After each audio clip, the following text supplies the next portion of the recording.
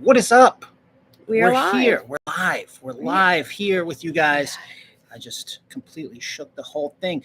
On this episode, this live chat, we decided to talk about our favorite toy line, and we wanted to know your favorite toy line. And we want to talk about toys because when we're out on the road looking for stuff, we don't get a chance to talk about toys too much, unless we're at a toy show, of course. But our favorite stuff, the stuff that we love the most, we don't normally see too much on this channel, so we wanted to bring some stuff out of the collection, show you guys some things, talk about our favorite, especially my personal favorite toy line. I don't know if it's yours. It is. It's mine. Definitely. It's definitely mine. And maybe some of yours too. And we want to know your favorite toys, your favorite toy line. And on this live, we're going to talk about ours. Yeah. And whatever else you want to talk about. So that's the plan. Within reason. Yeah. Within reason. Don't get us banned here. Yes. But a little clue as to our favorite toy line is sitting right there, right here, right. Yes. Right there. Right there. That one. I don't know why you just put one there. What was the reason? I was going to put them all up there, and I was actually moving it out of the way, and it just kind of stayed there. Oh, so you forgot him back there. Forgot him. I'm sorry, Creech. All right. So we will give a few minutes for some of you guys to take a look here. We've got Zach, and we've got Movie John. What's up, guys? Thank you for tuning in. Hey, what's up, Movie John? I love your channel. And everybody out there, check out Movie John's channel. Yes. He's got a great channel. Be sure to say hi when you check in, because we don't know that you're here unless you say hello. Yeah. So we can shout you out. He's got a great channel. I watch all his stuff. And he does like a whole variety of cool things too. And I think you guys will love it. If you like this channel, you'll like Movie John's channel too. So go check that one out. Go check it out. So yeah, give you guys a couple of minutes. We'll pull out some monsters here, and we'll show you guys some stuff. We'll talk about our favorite toys and maybe some of yours too.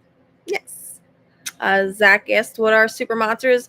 The AHI super monsters are, well, the creature one is back there, and we're going to show you guys a bunch of them today. Both carded. Do we start with him? Do we uncarded? Do we go right for the big boy? Well, we don't have the big boy. Raymond. Yes, Raymond Castile. Raymond, which you should check out his channel, Basement of Horror. He has the ultimate AHI collection, and we love Raymond Castile. He's the best. He knows everything. I want to meet every him monster. so bad. I know, we want to meet you, Raymond, so we'll have to we're big fans. I know. I want to get like a photo with him. I know. And someday get to tour the Basement of Horror would be like incredible. He always like downplays it though. He always makes it like, he's like, you wouldn't want to see over there. It's like, are you crazy? It's like, no, of course I want to see There's this. got to be just the most incredible stuff ever over there, and we would love to see it. I know. But we're gonna share with you. We've actually never really shared our collection too much. Some of you probably even wondered if we actually collected this stuff, because we never really shared other than pictures. Before we get into it, I definitely want to say that we do get a lot of crap on this channel because we don't buy a ton of stuff when we're out in the wild. That's like a thing that people get angry about. Like, we get a lot of angry people that say, why aren't you buying stuff? Why aren't you doing hauls? Why are you this? And the reason for that, and even though I've said this before in comments, but I will say the reason for that is because I only collect very specific stuff. We're not rich people. We don't have a ton of money. We have a tiny place, which is why it's not on display. You have to, if you don't be extremely selective as to what you collect, you will wind up in a hoarder situation with storage spaces full and closets jam-packed and all of this different stuff. And I just don't want to do that. I've done it before in my life, and I don't want to do that now. Like, so if you have the space and you do that, it's amazing. I don't know. I never understood the logic of keeping storage spaces filled with stuff. I'm saying if you have like a house, the room to store everything and display everything and enjoy it on a daily basis. I agree with display. We don't agree on this. I agree with displaying things. If you have the room to display stuff, then it makes perfect sense to me. But if you're keeping things jam-packed in a closet and forgetting about it for 10, 15, 20 years, I don't see the purpose in keeping stuff like that. That just seems crazy to me. And all you're really doing is keeping stuff in mid-condition for some picker to come along. See, Movie John has a shed, and Ken Tulu has a man cave that's bursting at the seams. which is great. I mean, if you, again, like, Kev Tulu has a man cave, and that makes perfect sense. You have the man cave, and I'm sure it's displayed. We don't have the space. I'm sure it's like nicely, set up and curated, and that makes perfect sense. Somebody like Froggy Flip's collection, he's got everything nicely displayed and curated, and everything looks great. But I've met people, some of you I know personally, who have storage spaces full, sheds that they haven't gone in that are outside. I can remember a guy, I went to his house, and he had all these great carded figures from the 70s and 80s, but they were in a shed and they were moisture damaged and water and you're just like, why keep this much stuff in this condition? Move it on to other people. So anyway, long story short, the whole point of everything is why we don't buy a ton of stuff on this channel is because I don't collect crap. Or weird, just accumulate things for the sake of accumulating them. I like to just stuff that we love. If I'm in love with it, it comes home. If I'm not, I leave it, and I just show it to you guys because it's cool to look at old classic stuff. We love retro stuff here. We love things from the the 50s and 60s is my favorite era, which is way before our time, obviously. And so we like looking at those things, and we think you guys like looking at that stuff too. But why we don't take a lot of it home is because we got a small place. We have a streamlined, and that actually answers a couple questions. I see a couple comments asking why we never did a tour of our collection, and that is because it is all packed up at all times. Yeah. We live in a tiny place. We have a really tiny place. During the elusive COVID era, we ended up in a very tiny place, unfortunately. Well, we're getting out of it soon. So when we do, we'll have we'll give you guys the tour. But in the meantime, we're going to prove that we actually have this stuff. So just in case there's any naysayers out there. But before we get into those, let's do some of the comments. Kev Tulu is anti-keep it in the box, free the toys. Free the toys. I agree with you. I think it's important to enjoy your stuff. Unless it's a carded. I know way too many people that, well, I don't mean like that kind of stuff off the card. I know so many people that just acquire and accumulate stuff, and they just shove it into closets and bins, and then they don't see it for 10, 15 years. I don't understand the logic of that. Metal Witch, my favorite toy line is Spawn. I remember the Spawn figures. Those were great. Clive Barker, Tortured Souls line. Those were cool. We're going to do a tour of the collection. Yes, next year when it's all set up. Yes. We just got to get through this year. But in the next year, we'll be meantime, all set up. We're going to keep going live and showing you guys. We're going to do different spotlights on different lines that we have, different monsters, just whatever theme we have amongst all of our monster toys, just to show you guys, hey, we really actually have this stuff. We're going to do a poster special. We're going to do... we're do a bunch of stuff. Yeah, we're going to do Remco. So just stay tuned. I promise you guys are going to see a lot of really cool stuff. And then when we finally get It's not as cool as Raymond's, but we'll try. But when we finally get everything set up, then we'll be more than happy to bring you guys on a big formal tour. We'll do a really cool in-depth video at that time. Yes. Next year. Next year. It's going to happen. So help support us so we can get out of here faster. Yes. We're working on it as fast as we can. Hi, Dave. Nice to see you in here. Thanks, Dave. Jeff's collection's all in a storage unit waiting for me to get a house. That's where I am, Jeff. I'm in the same boat. Totally feel you, Jeff. And good luck to you, too. We're hoping let's all have a cool place to display our monsters talking about next year. Not packing it up, but you are doing it. Hello. Let's see. Great content. Love vintage toys. We love vintage toys, too. Thank you, 240 Silk. The Squatch Man. What's up, Wade? What's up? How's Bigfoot? Yes. We want to know what the Squatch are doing. Tell us. Y2, Josh, Carissa, and I have a full house, and we're absolutely out of room. Guys. Thank you guys for tuning in too. Yes, and we will, maybe when we come out to your area, we'll come check it out. See, Dave's got the basement and the storage unit. See, when it gets to the storage unit stuff, that's when I'm like... It's scary. Yeah, I know, because I have one too. And every time I open the door, I hate it. I'm like, why do I have all this stuff in here? Scary. Hi, Elaine. Thank you. Thank you, Elaine. Thank you so much for being here. Glad you love the adventures and stuff. That's the other thing too, is that we're not just toy pickers or whatever. We like adventures and dark rides, and the whole point of the channel is to keep classic monsters alive. Yes. And I know we go on different little tangents on the channel, but that is the primary our main focus, thing of the channel. Preservation of monsters. Are you guys coming to Cincinnati for Horror Hound weekend? We're hoping to. We've definitely dabbled in the Ohio, so hopefully we love Ohio. We do. We've had a lot of really great conventions in Ohio and toy shows, so we will definitely be out there. Hopefully Horror Hound very soon, because we've really wanted to go to that one for a while. Elaine is Kev Tulu's wifey poo. How in the Detroit awesome. area. Very cool. Very awesome. Thank you both for I hope tuning she in. really is and that you're just not in love with her. You never know on here. I started to fill the attic, basically a storage unit I don't have to pay for. To see when you have that, I mean, I guess maybe because I don't have that, maybe it's because I pay every month for a storage space, and it just drives me increases nuts. every month. Yeah, The I price. just feel like when it gets to that point, I'm just like, and I've started to let a lot of stuff go too. I've started selling off some of my Halloween blow molds and all these different things that have just been in storage for which so you saw long. in the Halloween flea market like, episode. I can't keep everything. Yeah. Why is your dad Fred Flintstone? I don't know. You have to ask him. He is. We're trying. We're living gonna get him on embodiment. an episode. We're gonna get him. He looks a little different than He looks Fred like John Flintstone Lord now. now. Yeah, he's got a different vibe going on. But for my whole life growing up, pretty much, he started out as like he had the rock singer look, and then he morphed into this Fred Flintstone thing. He was in his Flintstone era. He was in his Flintstone stage, the Flint stage, and then that was like most of my life growing up. He was in the Flintstone. So that's stage. how you most now that he's him. retired, he's turned more into a wizard. But I still he'll always be Fred Flintstone to me. So he does look he looked like him he still does a little bit, but he did strongly my whole life. I used to tell him he should cosplay and just go to conventions. He could have been like the guy who dresses up like Peter Griffin over in New York on Long Island. You know what I mean? He could have done that, and people would have literally paid for pictures with him. He was that close to Fred Flintstone. He's going to kill me for saying that. Whatever. Hi, Dad. We're going to be at Cinema Wasteland. Something that is our plan, too, to be at Cinema Wasteland. Yes. That is the plan. We now have Snackula joining us. I'm working on that. Yes, Snackula has joined the party. Without my beard, I, too, am Fred Flintstone. All right. Yes. So you'd have something in common. That's great.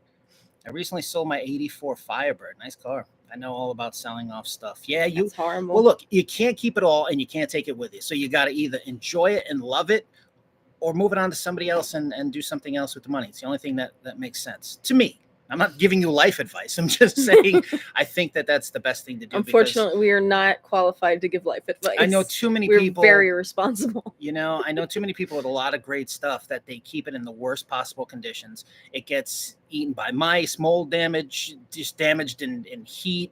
Things pop off bubbles, all this other crazy stuff, and they lose it. And then you're just like, what's the point in having this? Yeah. There's a dark ride guy that I don't even want to mention who's got literally trailers full of amazing stuff that's just getting destroyed, and you're just like, why move this on to somebody else who can do something, enjoy it.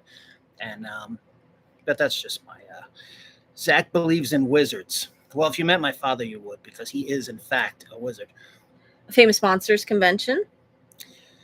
You missed that comment. We're a couple up. Oh yeah, the one over in PA. Yes, we will be there. Yep. We'll be going to see. I hope your pooch isn't a toy chewer. Nah, she's good. Nah, we've trained her very well, and she has, just like her parents, has 1,000 toys. She actually has an entire tote of little like monster and Halloween and werewolf toys that we've bought her over the years. She has about 40 monster toys. It's great. That's my fault. I plan to get a tomb and be buried with my stuff. Damn right. I can't even hate on that. I love it. That's great. I love the determination. McC, what's up? What's up? Thanks for stopping in. Good to see you as always. Another fellow monster kid who's got a lot of cool stuff. Loves the Halloween costumes like I do. And we will be doing a Halloween costume episode and stuff. Yeah, we'll be doing that one obviously closer to Halloween. Yeah. But so getting into it, crazy ones. Our favorite toy line ever is the AHI Super Monsters. That's the stuff that we absolutely love the most. And it's tough. East Coast creep. Thank you so much. You rule. And you're an East Coast creep. Me too. We also are East Coast creeps. The AHI Super Monsters came out in the 70s, and they just, to me, capture everything that's amazing about vintage toys, the Universal Monsters. To this day, I still will die on the hill that nobody has ever one-upped the AHIs in terms of capturing the Universal Monsters. And I don't believe any toy line will. There's a lot of great toy companies out there, and NECA and Super 7. We love you guys. We do. Yes, you guys do amazing But AHI stuff. is untouchable. Yeah. Always has been, always will be. And that's these. So we might as well start with him.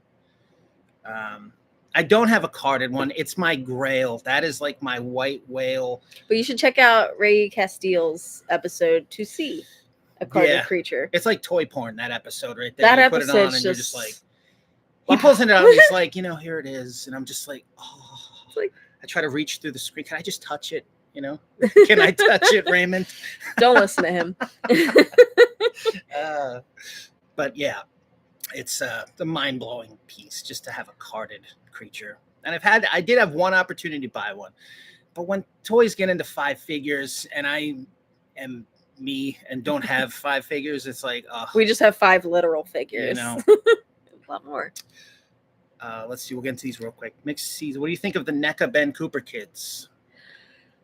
I mean, it's a double-edged sword because, and I can never remember his name, but there is actually a custom toy maker that was doing them first and did an incredible job and is still making them. But I am guilty. I did buy them and I like them. I absolutely love them. I think they're fantastic figures. They hit it out of the park. It's a home run for NECA. And like that, you open it up and it's a little like a little storefront and like beautiful it's just, box display. And yeah, we have all of them so far, right? All of them that are out so far. They just showed pictures today of the new ones, the Gizmo and the Stripe and the Alien and Beetlejuice. Yes. And of course, got to get those two. Now, me, I wish they would stay classic. Yeah. Where the hell is the Wolfman? Somebody get Randy on the phone. And where's the Wolfman? Where's the Wolfman? Where's the Wolfman? We need the Wolfman. Yes. Seriously, like the Wolfman. It is such a glaring omission from that line that I'm gonna riot in front of NECA if I don't get a Wolfman figure. Yes. So I mean, but they look great. They're doing cool ones. I'm not sure how I feel about the what if costumes that they're doing. That kind of goes a little. There's so many great ones that they made back in the day that they should stay classic. I think that's what sells those figures is the nostalgia, the retro value to them. But I love them. Yes. I think they're great. I wish they were a little easier to find for people because people are going crazy trying to find them things. The resale markets. But they're ridiculous. Awesome. So Jeff D'Angelo collects it because he loves it. And the second reason I want my daughters well off when I pass. That's a cool thing to do. Yeah. That's a a noble thing. Yes. Vans representing from Baltimore. Thank you so much. Nice. And we love you too. We love you. Ken Tulu had AHI when he was a kid. And the Mega, oh no, wow. I wish I grew up with those toys. I know. I really do. I wish I could have had the foresight to buy some of those things and just sock them away. Mm-hmm. Need to post my AHI on the gram. Yes, Mick. Share the AHI. I love looking at them. And the cool thing about AHI too is that every single one of them is different, especially in the Frankensteins and Draculas, man. It's like I don't know what they did, but they every little one is so different that it's like you can just keep collecting them all and it just doesn't even. Yeah. I know that guy Seth. He's got 40 Frankensteins and they're literally all different. I think Seth might hold some kind of a record for a number of toys. Like he was on a Collector's Call. He was on Comic Book Men. Like he just has probably a Guinness Book amount of toys. He's got a lot of them. It's incredible how many he has. I wish I had your quality over quantity mindset, Josh. Yeah, I mean that's mostly him. I'm terrible. I don't want to have an overabundance of stuff it's that easy I got to do though. Because then to me it's you worry about it, and you hear all these horror stories, right? People lose things in floods, fires, tornadoes, hurricanes, all these different things, or just people breaking into storage spaces and whatever. It's like, God, you know what I mean? I don't know. It's not that I'm overly paranoid. It's just, to me, if it's been in a bin for 5 years, 10 years, I'm passing it on to somebody else. I'm going to let somebody else enjoy it. My stuff, it gets loved all the time. Whatever, man. Mick, I have the wide hip female version. Yeah, nice. I love that one. We're going to have her out here soon. All the first wave. Kev, too. Yeah, you got lucky with the first ones. But people are going crazy trying to find them first wave NECA ones. I had pre-ordered them before I seen them. I was like, they're making a creature. Got to have it. I learned my lesson on the Soaky bottles. When all of a sudden the creature one was $200. It was more than the original 60s one. I'm like, forget this. I just got to pre-order it. They are sold out everywhere too. The thing is too, is the resellers, the scalper guys are just, if you walk into a Target or a Walmart and you happen to see them, somebody's just buying all of them. Yeah. There is no leave any for anybody else. It's just buy them all. That's what everybody. So unless you happen to be the person that walks in there when they were just put out on the shelf, forget it, because all the scalpers are just buying every single one. Yes. Agreed. Yeah, NECA's distribution. Yeah, I know a lot of people complain about it, and I know even the smaller retailers, guys, we know that run some of the smaller stores complain a lot about the distribution. It's a slippery slope.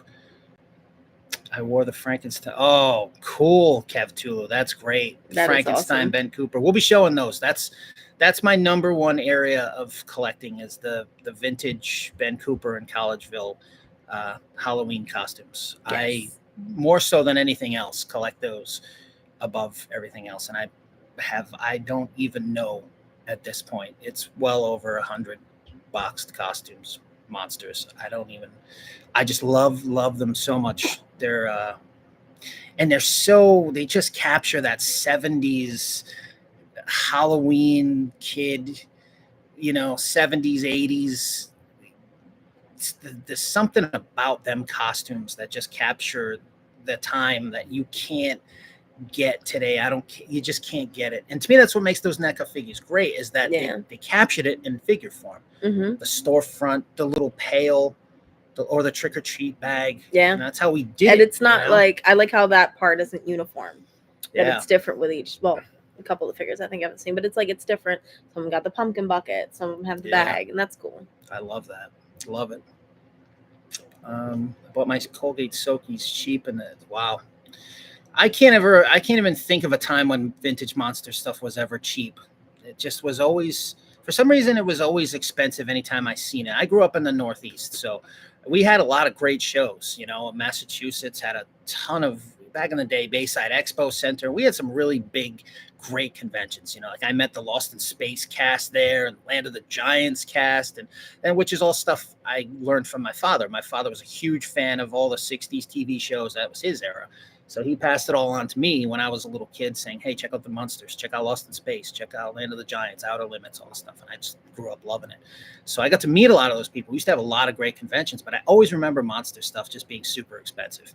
I don't remember a time when you could ever buy, AHIs for cheap. I never even used to see those.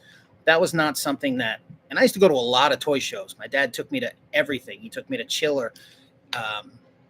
Every year they had, the Chillers and all the different conventions that would go on, all the toy shows. We had local ones, we had big ones, and he'd take me all over. And I never saw AHIs. Once in a blue moon, you'd stumble onto a Dracula or something, but it was almost never. And when you did, it was just, it was never cheap or affordable. So when I was a kid, I had the Remcos, the little 3 3/4 inch ones, because we had discount stores like Kids Town. When in the early 90s, you could go in there and you could get toys for $2 for $1. I got my first Spider-Man and Hulk Mego 2 for $1. My father was like, yeah, you can get both. Go ahead. Get them all. I was like, Dad, can I get the Spider-Man? Nah, go ahead. Go get it. You get them both. Get the Hulk too. It's like, I have the best dad ever. Meanwhile, I was spending $1. I did. So, which was great. But I mean, I never came across, other than those Remco ones, I never really saw monster stuff for cheap, and but I always loved it. Once in a while, you'd find something. My dad collected, some monster stuff, which I now own his monster collection. Somehow I got him to sell it to me. I don't know how I pulled that off, but I own all of it now. So shout out to my dad. And I have his Aurora Wolfman and all the figures that he had and stuff. And they're going to stay in my monster collection now, as they should be. All right. And Kev totally remembers the crinkly purple pants and the mask scratching his ears. Yes. Brick Bantooth, who is Brian from Plaid Stallions. Thank you for coming in to hang out. And he said, yes, the artist that was doing the figures was Monsters International. They are still doing an awesome He does job amazing work. Yeah. He does amazing work. And if NECA doesn't make the Wolfman, I'm sure he will. Yes. So there'll be a Wolfman in my collection somehow. We're going to get a Wolfman somehow. It's got to happen. And then the 80s Ben Coopers. Yes. Childhood Silverhawks Quicksilver. Man, that's cool that you were Quicksilver. That's great. I love stuff like that. Do you have a picture?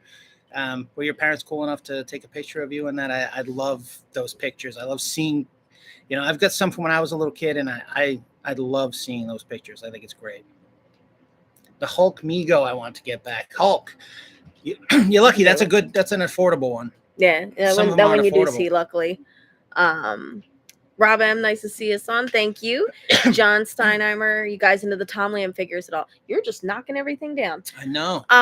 Yes, we have Snackula back here. It's just being The bombarded. Tomland monsters or like the aliens. I think the aliens are cool. The I aliens love that they The glow in Tomland the monsters dark. are cool too. I don't like them. I like AHI and then Lincoln. Yeah, the Tomland ones, I don't know, for some reason, which is good for me because they're so expensive. Do you know what Tomland monsters go for? Oh my God. As much as the used car. I think what was the Dracula? It was like Car to Dracula Tomland was like, wasn't it like $23,000 or something? It was mega money.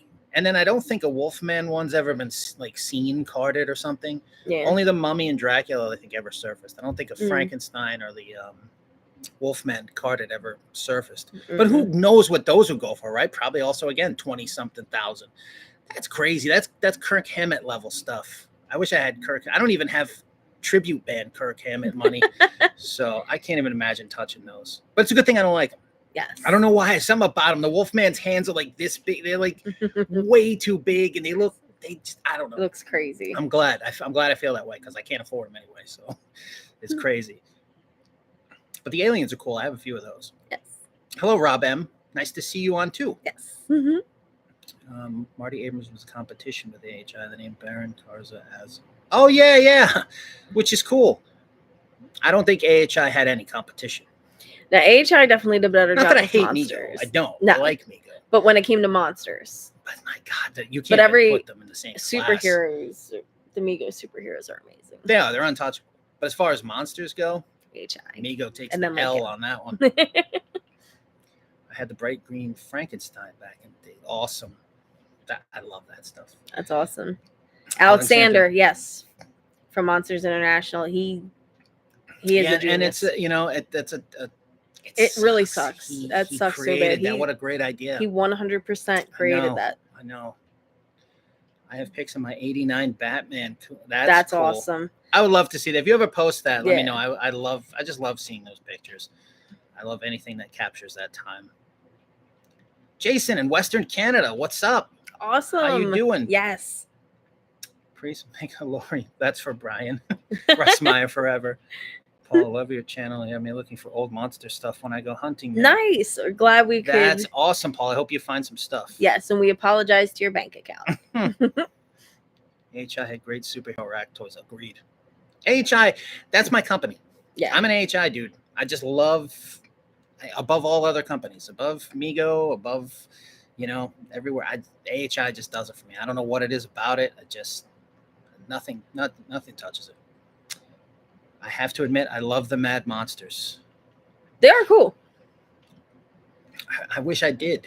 I wish I did. The Super Monsters have the best packaging too. I like the little flirty werewolf.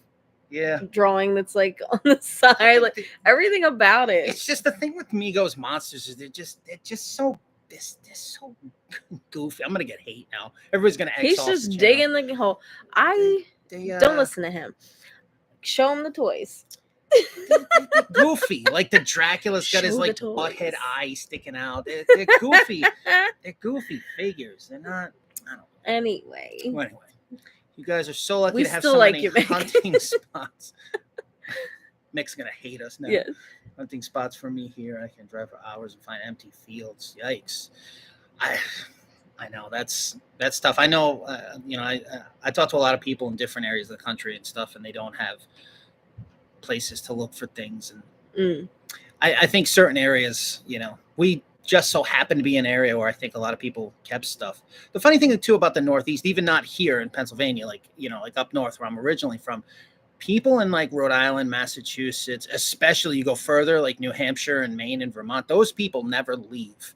Ever. That's where you find they live and die in the same towns and the same areas, and most of that stuff never leaves the area. So that's why a lot of times you'll hear about this crazy barn find in the middle of nowhere, Maine, where it was like, oh, these old vintage toys were found and because it's just generations of people who stay in the same area. Once you start getting down to places like New Jersey, a good portion of like New York City, Long Island and stuff, people come and go, move out so fast that stuff gets sold quickly. It doesn't stay for generations. It gets sold, like, you know, yard sales, estate sales, everything else. So there's like a constant flow and cycle of stuff that's getting, you know, pushed out.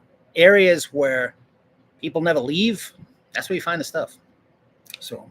And Brian says he's spoken to Marvin Azrak a few times. That had to be awesome. Oh, jealous. Jealous. I love the Migo Wolfman with glowing hands. He's kind of cool. Like, see, he's got glowing hands. He's right. A werewolf. Know, like, you can't hate on that. I don't hate him. I hate the Dracula. He's a hater. I really hate the Dracula. Dracula isn't their strong suit. The Mummy's all right. It's all right. I don't know. The castle from Migo is pretty sweet. Cool. The castle rules. Now that I wish AHI had done something like that, like a play set for them. Yeah. You know, that would, oh my God. Could you imagine if AHI made a play set for the Super Monsters? That would have been next level. Some kind of, like a castle or just any kind of play set would have been, oh, I wish they did that. But you're right. That castle, Migo's place, that's the best part of that line is the castle. I would buy that castle if I came across it in the box. Even though I don't like the figures, I'd still buy the castle. And I'd put the AHI Super Monsters in the castle, you see? AHI, yeah, they did make the greatest rack toys. 80s Room's wife just bought him a Migo Frankenstein. It's the new one, but cool. Those are cool. There was like the red hair and the blue hair ones, I think. I actually found a red hair Dracula at the very first RetroCon. I was set up at the RetroCon, and for the very first one they had, and it was the end of the day, and I happened to just go walking around as I was like packing up my table. I went and was just walking around, and there was a red-haired Dracula sitting on this dude's table. It was $20, and I thought for sure it was fake. I'm like, there's no way this is an original. It's still here. It's like 3 in the afternoon. I'm like, there's no way this is still here. But for $20, I bought it anyway. It turned out to be a real one. Unbelievable. Crazy. Unbelievable score. If it didn't happen to me, I think everybody was full of it. Powell Peralta reissue skateboards. Very cool. It's my collection obsession. That's awesome. I used to have a what's that one with there was a hot pink one with the Psycho Stick. I used to have a Vision Psycho Stick skateboard when I was a kid. I sucked on it. I couldn't do anything on that thing. I would sit on it and ride it down the hill because I was too chunky to be riding skateboards. Masters of the Universe. Yeah, I grew up with those two. I loved Masters of the Universe. Still some of those figures. I mean, who's your favorite Masters of the Universe figure? Who's yours? Orko. Oh. It's Orko. Neck of the Universal Monsters close second. Yeah. Some gold monster figures. The Sun Gold. Is that I'm probably way off, but is that where they did the Freddy, the like knockoff Freddy? Maybe. You know what I mean? Like, what was his name? He's got a screwy name, the knockoff Freddy. He's like, I don't know. Is that Sun Gold? I thought it was. I missed some up there. I'm sorry. Ow. I don't know how to do this. Sorry, we're technologically challenged. I want an Alien Factor Zagateel doll. I'm not sure what that is. Alien stuff's cool, so. I'm not sure what that is. I'm mostly a comics and magazine collector. Very cool. Do you still collect mags, or do you have everything you want? Go back. Magazines, just Famous Monsters and Scary Monsters. And with Famous Monsters, it's only like the first like 40 issues. I try to upgrade them as I can to get like better condition ones because they're always in rough shape. But that's it. I'm a diehard supporter of Scary Monsters magazine and will support that magazine till the end of time. But other than that and Famous Monsters, that's it. Although I'm once in a while you get those like cool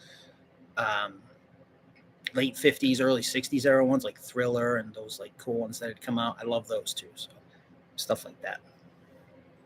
Do we get them all? Or we're good. Just okay, cool. The AHI were the cheap, crusty action figures. You remember getting them there. The story of John 5 finding that Kiss speaker. He found an antique store here in Kansas, not far from me. That's pretty cool. Did he find it or did somebody else find it?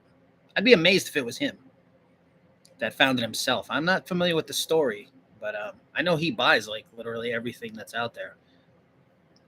AHI with the cheap Kresge action figures.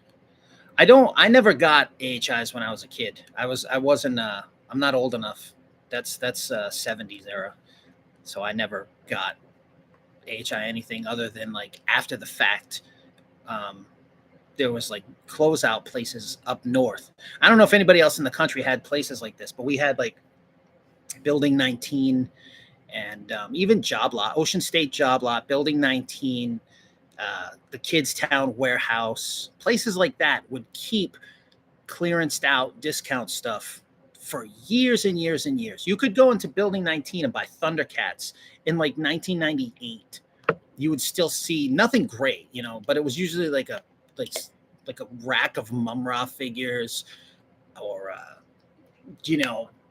like a lot of the stuff like nobody wanted back then. Like the like one particular Silverhawk, the one that nobody wanted back then, or Centurions. You would still see these figures in the late 90s. You could go into places like Job Lot and all this other stuff. You would see this stuff, so it was crazy.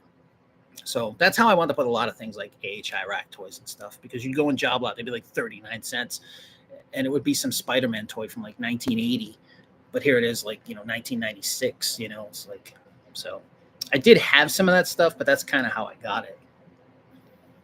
My parents would never say no if it was like 50 cents. Hi, Mom. Gotta love those finds. Kev Tulu's after the AHI monsters now. It's a slippery slope, my friend, especially when they're all different from each other. That's when it gets crazy. New phone, who's this? Bazinga. Carlitos. Bazinga. Do you guys mess with those figures? Toy Company reissues of the old Mego? No, I don't. I have this like cutoff where I don't really collect anything past Remco's original monster line, unless it's like something that it was impossible to say no to, like the NECA Halloween costume figures were impossible to say no to. And once in a while, something will come out, like Svengoolie figures, stuff like that. I can't say no to that stuff, but I try to stay away from modern stuff as much as I can, just because, again, limited space, and I don't want to accumulate too much stuff. So as cool as it would be, I mean, if I had Kirk Hammett's house and Kirk Hammett's money, then I'd have Kirk Hammett's collection. But what can you do? As I now have 17 AHI Frankensteins. Still need the Squirter, though. Squinter. Well, it's supposed to be Squirter. It's not a Squinter. Oh, the Squint. Oh, the Frankenstein. Do you have the Squirter creature? If you do, where do you live? I need that thing so bad. You need a nap. Here we go. Good. Oh, geez. I'm sorry, guys. We are trying to get to every comment. Sometimes it jumps. Here, let me go up. We don't want to. The stupid chat log is not letting. All right. Brian K. I love watching your channel.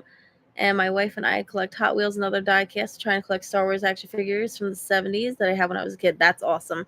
That's the cool stuff to collect when, the stuff that, you grew up with, because it's extra special. Yes, Sun Gold. Sharp Hand Joe, that's his name. Oh, the knockoff Freddy. Sharp Hand Joe. Yeah. That thing cracks me up. That It's is like hilarious. a whole line of those. I don't have any of those, but I think that one's hilarious. The Sharp Hand Joe one. Evan and Costello meet Frankie on the back. Nice. Very cool. I should have a pillow with that graphic here the on it. Where's Waldo sweater, yeah. Do you have a greatest score story? Yeah, I've been lucky enough to have a handful of those. Yeah. I think from a financial perspective, I guess my greatest score would probably be, I had gone to New Hampshire. I seen an ad in online for this guy was selling Clash of the Titans figures, the Pegasus, and which I had never seen a Pegasus, and I figured, and the price was totally right. It was like $100, and so I was like, wow, cool.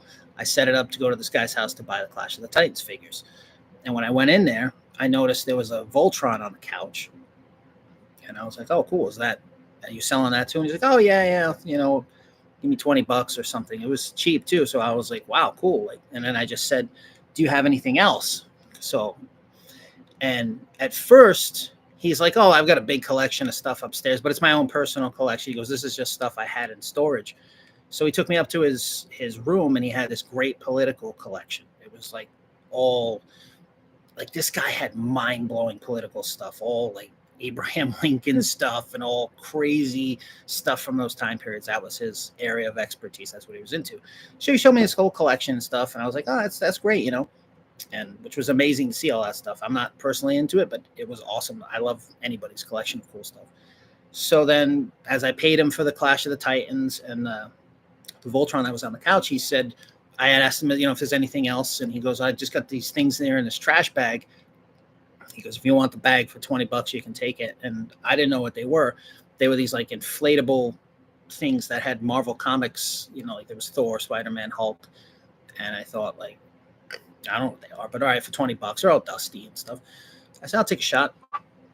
So I bought those two, didn't think anything of it, took the thing, threw it in my trunk, because it was dusty. It was been sitting there forever, kind of stinky a little bit. So I was like, whatever, I'll throw it in the trunk.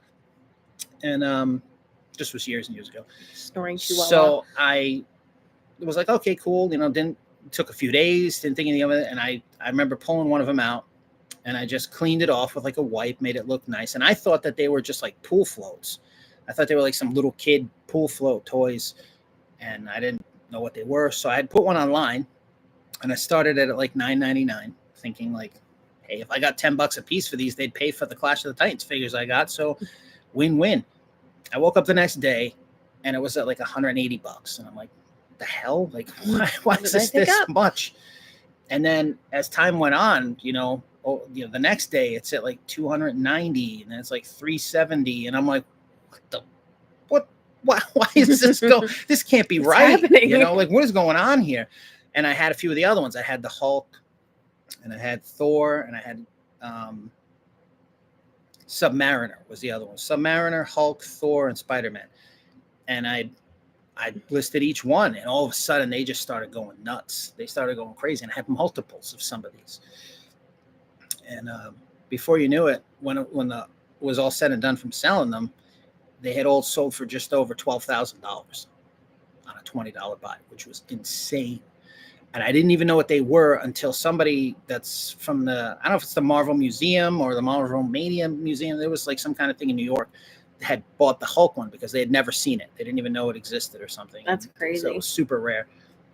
And said, do you realize what these are? Do you know what you have here? And I'm like, I don't know. And apparently they were inflatables that were advertised somewhere. And I guess the Hulk one had just never been seen before. Like the other ones had been seen, but the Hulk one, I guess it's extremely rare. 60s, like the earliest Marvel Mania stuff. And he had bought the Hulk one. And I was like just over $12,000 on a $20 buy that I just happened to buy on accident.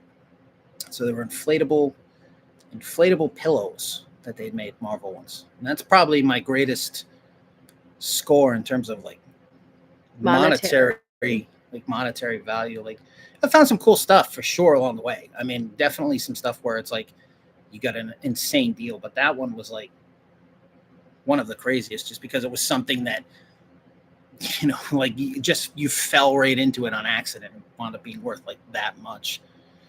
I know there's some other ones. I could do this all day, but that's probably the biggest one that comes to mind. Good friend gave me the photo book mag of Horror Party Beach. Awesome. Nice. I love that movie. Just got the insert poster for that. We'll be doing an episode on inserts. Like a week or two ago. I love that movie. People hate that movie. I love that movie. The ridiculousness of it is magical. I love that film. Famous Monsters, Fangoria, Scary Monsters, and Film Facts. Yeah. Yes. Film Facts is done now. That's a shame. I think Five had his Kiss Excavator team. Pretty much. Yeah, the stuff he finds, man. I mean, John Five's got John Five money, but I mean, he's connected. He's very well connected. Yeah, like he hangs out with Kiss, and like he knows like all the Kiss collectors, and they keep an eye out for stuff for him. So if it's out there, he'll find it one way or another. Whether I hope he does a museum or something with it at some point. I mean, he does like I think he kind of shares some of the stuff. He's got a great Instagram. It's got all that stuff on it. It's cool that he isn't like a gatekeeper with it. When are we gonna get? Go back. Oh, shoot. I hate this scrolling thing. All right. When are we gonna get a house tour? Next year for sure. Yes. If you're just tuning in now, you're late to the party. We live in a very tiny place, and all of our cool stuff is in bins. But we did break out a couple bins tonight to show you guys some AHI monsters. Show them the Creech. Let them know. Well, he's right here. Yes, we're gonna get into these in a second. We've got literally a giant box of them, both on the card, off the card. Lots of really cool stuff. But we collect a lot of monster stuff, Halloween costumes, stuff like that. And when hopefully next year we will be in a place where we can display all of our stuff, at which point we will definitely be doing some videos of the collection, and it'll just look cooler too. Yeah, it won't be this. Yeah. It won't be. Yeah, we live in a crappy little apartment right now, but we're working on upgrading that. I had a Xerox box full of famous monsters with a seal on my car's trunk. Oh no, all ruined. Oh God. Plus punk flyers and other stuff. I hate stories like that. That hurts. Oh, sorry that happened. Nick C, it's crazy with Star Wars vintage 77 to 85 figures prices. Yeah, it's crazy how expensive they are now. They never, even within like 10 years ago, even they weren't even anywhere near that. I remember yeah, you see that? Like the highest action figure ever sold was that Boba Fett a few days ago. Was it 1.5 mil? It was like up there, yeah, something like that. Insane. I remember in the late 90s, you'd still see carded Star Wars stuff. Places like Jobla. And like, again, never anybody good. It was usually that one Ewok that nobody wanted. What was his name? Chirpa, was it? Chief Chirpa. Yeah, it was like that guy. It was never Wicked, but it was like always like, there was like 30 of those. I like Chief Chirpa. He does have an original Dracula. Kirk Hammett has all of the most amazing stuff that you could ever imagine and more. I'm a big monster poster fanatic, and I don't think I'll ever really get to own any of the things that I dream about, just because they're probably all in Kirk's collection. But the stuff he has is absolutely amazing. If any of you know Kirk, get me in. I just want to see the posters, please, and the monster toys. And I'll leave my purse at the door. You can pat me down. I just want to see it in person. It's like my dream. I love the old Universal monster posters. They're just, I think, the most incredible artwork ever done. See, I'm in a good position with this because my favorite monster films are 50s and 60s. Yeah, it's like AIP so it doesn't posters. bother me. It drives her nuts because she loves the earliest stuff. I love those too. But and I'm more AIP. If I could get like an original Wolfman insert, I'd probably cry. But that's never. I'm lucky happen. I can get the ones I want. She'll never get the ones. I'll never get the one. I could get a creature one. That's kind of the end of it. Thank you, Dave. Thank you, Dave. You're very knowledgeable yourself. Yes. Amy's Living Dead doll score at the flea market. Yes. All right. Crazy. So I'll tell my little score real quick for anybody that missed that episode. We were just at our local flea market, and we were going from table to table. We were there kind of late. There was a bin of some Living Dead dolls. Most of them were newer, and there was like a custom one in there. And I saw this one box that had the old, the Night of the Living Dead font logo on it. I was like, what have we got here? Because I'd never actually seen one in person. You had some before in the past that you bought right off of Damien at the old Chiller cons, and I'd never actually seen one. I had gotten one of the first Sin dolls ever made from Damien, like when he first put them out at Chiller. I played one of the Chiller theaters when I was a kid and bought like one of his first ones, but that was the only time I'd ever seen one of those. Yeah. And it was just, I was like, I couldn't believe it. And I turned it over and I saw like, the unearthly possessions thing, and I was like, okay. And I opened it up and I was like, oh my God, this is amazing. And it was like $50. I'm like, sold. So we buy it, come home, I post some pictures of it, and immediately the Living Dead doll boards start lighting up. They're like, oh my God, I can't believe you found that. That's amazing. And it was verified by Damien. He said it was one of the last ones that he ever handmade. And another Living Dead doll super collector had told me that he was actually at an event at a toy store where they were raffling off that exact one, and he even had a photo with it in it. Yeah, crazy score. Because it's like a weird kind of, it's like a Sadie variant, but it's not really Sadie. So yes, that was a cool one. Thanks for remembering that. I don't know if that seller is aware of this fact or not, because every time I see him at the flea market now, he hates me. Yeah, so he might know. He might know. I don't know. He hates. It wasn't my fault. I didn't know anything about it. It was her fault. Blame her. I didn't know. I honestly thought it was too good to be true. I was like, this is probably just somebody messing around. You don't see stuff like that. No, not normally. And there's a lot of toy collectors that go to that flea market that would know that.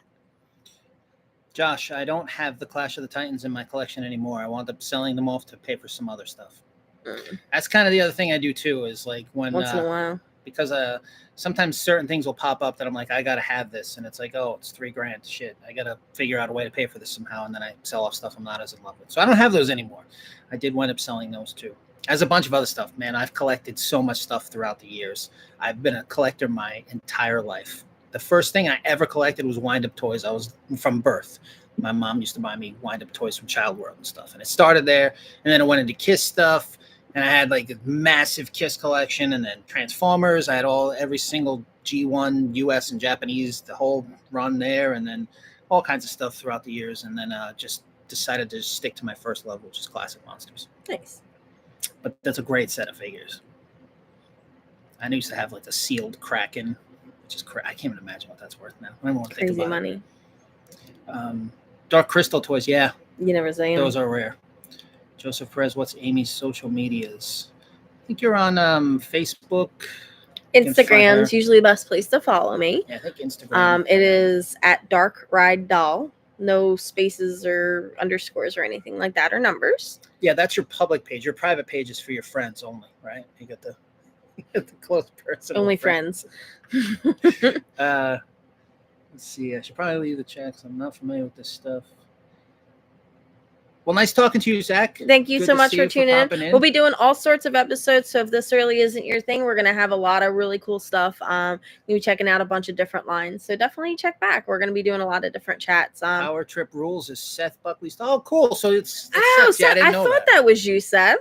I know he said he had 17 Frankensteins. I'm like, what are you trying to one up Seth? Like, I know, like this guy's going after Seth. It's not going to happen. Thank you for tuning in, It's good Seth. to know that was you. Yes, Seth's Toyland. Like, check him out on, he's got a lot of different media. Check him out on Instagram. If you go to our ZoloCon episode, his socials will be in there too, so that you can check out. And you can buy toys from him now. He's going to be at the HorrorCon. Yes, and in New Jersey. So go buy some toys from Seth. Yes, he was on Collector's Call, which was really cool. So you may have seen him there. He's got like 1 billion toys. It's incredible. But he doesn't have the squinty Frankenstein. Yes, and I think we're looking for him too. Yeah, Dave, that floats. I would love to have that happen again. But that's what keeps you out. That's what keeps you going. You never to the know yard what you're sales, going to find. the estate sales, the digging in barns. That's one of my favorite things to do. That's like, it's just the chance of that happening that just keeps you out there and keeps you searching and hunting. That's the best part. That the selling stuff and all that. I leave that to her. I can't be bothered with that stuff. I hate it. But I love finding. So you'll never see him at the table. No. I'm always. I like finding stuff. I like looking at stuff, finding stuff, and she sells stuff. Mm-hmm. Oh, all right, guys. We are getting caught up. We will get to every comment, I promise, and then we'll show some toys too. All right. There we go. Do you collect any Monster Cereal premiums or boxes? You actually have an incredible collection. I have of a those. massive collection of Monster Cereal boxes. I have all of the super rare ones. Yeah, not every single one. A buddy of mine from way back, John Mancuda, has probably got the biggest Monster Cereal collection collection that there is. His is mind blowing. Mine is pretty good though. I have Fruit Brutes and early Choculas and Frankenberries and Blueberries and all that stuff. I've been collecting not as long as him, but we go pretty way back. I remember I was probably a year behind him collecting, a year or two behind him. So he had already scarfed up all the super rare stuff. I did all right. I got some pretty cool. Yes, you do have some pretty cool stuff. Boxes. Top 3 horror movies, Dave asks. That's a tough one. Because, you could break it down into, like, eras, like... I'm going to go with Creature from the Black Lagoon, The Blob, and, oh, God. That's hard. I don't want to copy you, but Creature and Blob for me, too. But then The Wolfman, the original. The Wolfman. But then Abbott and Costello would be Frankenstein, too. Tough. And, I don't even know that I can answer so that. many. We'll have to give it some more thought, I think. Yeah. Paul says, what a story. Yeah, that was a crazy Maybe story. Invasion of the Saucer Men. Ooh, Love that movie. Yeah. Teenage Werewolf. I was a teenage werewolf. I was a teenage Frankenstein. Come How to make a across monster. So many interesting things all the time. Thanks, Stream Times. Thank you. How do you stay focused on what to get? That's the key. That is the you key. Literally just see, you get it. You're the first person to actually get this channel. You stay focused on what to get. Exactly it. That's It's what the whole so thing is. easy to just buy. If I'm the impulsive one, I'll buy everything that I think is cool, and he'd be like, "What are you doing? Focus." Yeah, this one's got a problem. I'm the responsible. It's got to make sense. I'm not. This one is the irresponsible. I'm just like, buy oh, that's cute. all That's the- creepy. That's cool. That's neat. I want it. And Yeah. That's yeah. the biggest hurdle right here. This is the biggest hurdle I have. I'm an enabler. I'm the focused person. But I'm glad that you actually get it. But it is easy to start a new line, new collector. You could go crazy. You could. You really could. Dr. Durant, thank you for joining us. And you guys check out his channel too. He's done His incredible channel videos. rules. Yeah, we love Dr. Durant's channel. Yes. He's another one that collects Halloween costumes. He got some really cool stuff. And he says Kirk Hammett had his stuff at the Peabody. That's how you guys say it up there. I was there. I was at that. I wasn't there. I was there at that I didn't know you. exhibition. I've got a video of that. I'd love to have gone to that. That was awesome. Is it Peabody? It is Peabody. It is, in fact, Peabody. I've been learning my Massachusetts towns. Your Blobfest covers. Thanks, Paul. Thank you. We love Blobfest. It's Yes. a little different now than it used to be, but we still love it. Always going to love the Blob. It's amazing. But we got to bring back Yes. Lobo. Bring back Lobo. Hashtag bring back Lobo. Bring back Lobo. We need him. We need the Spook Show. We need the OG. He's the ultimate host We of need that the show. OG stuff back. We love Lobo. So bring back Lobo. Yes. It's not the same without him.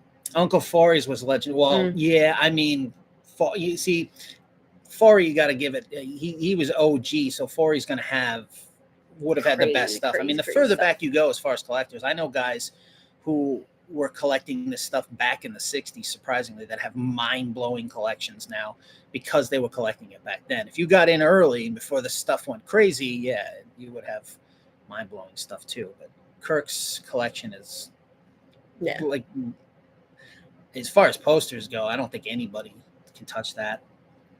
Flyman, thank you so very much. We appreciate you watching and for tuning in. What do you like to collect, Flyman? Yeah, what do you collect? Kev cinematography is fantastic. You go slow and show. Thank you, Kev.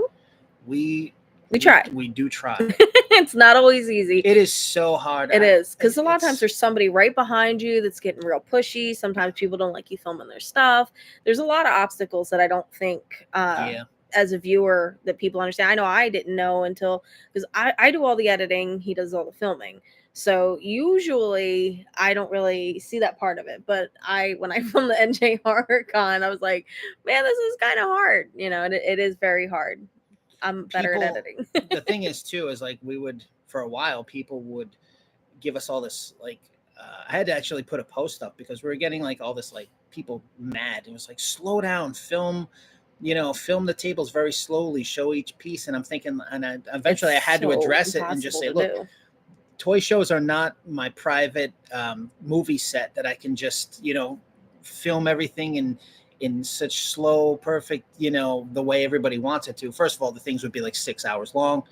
And second of all, people get mad at toy shows. And I understand that because especially if you're an early buyer, you don't want somebody in your way. You don't want somebody filming. You want to look at the toys. You want to get to where you got to get to. So it's like, it's become a thing where I actually, consciously try to film as good as possible, but sometimes it's like impossible, especially the bigger shows. Yeah, man, when the bigger shows fill in and there's like 1,000 people, like when we go on like opening night to the Great Ohio Toy Show in Xenia, it just gets crazy so fast. Yeah, mobbed. So, but we try. Thank you for that though, for watching the channel. We do our best. Do you collect Transitgram? Oh, sorry, it scrolled too fast. We had do we have a Green Ghost? I have a Green Ghost game. I don't have the Kabbalah game. I'm more into the Hasbro.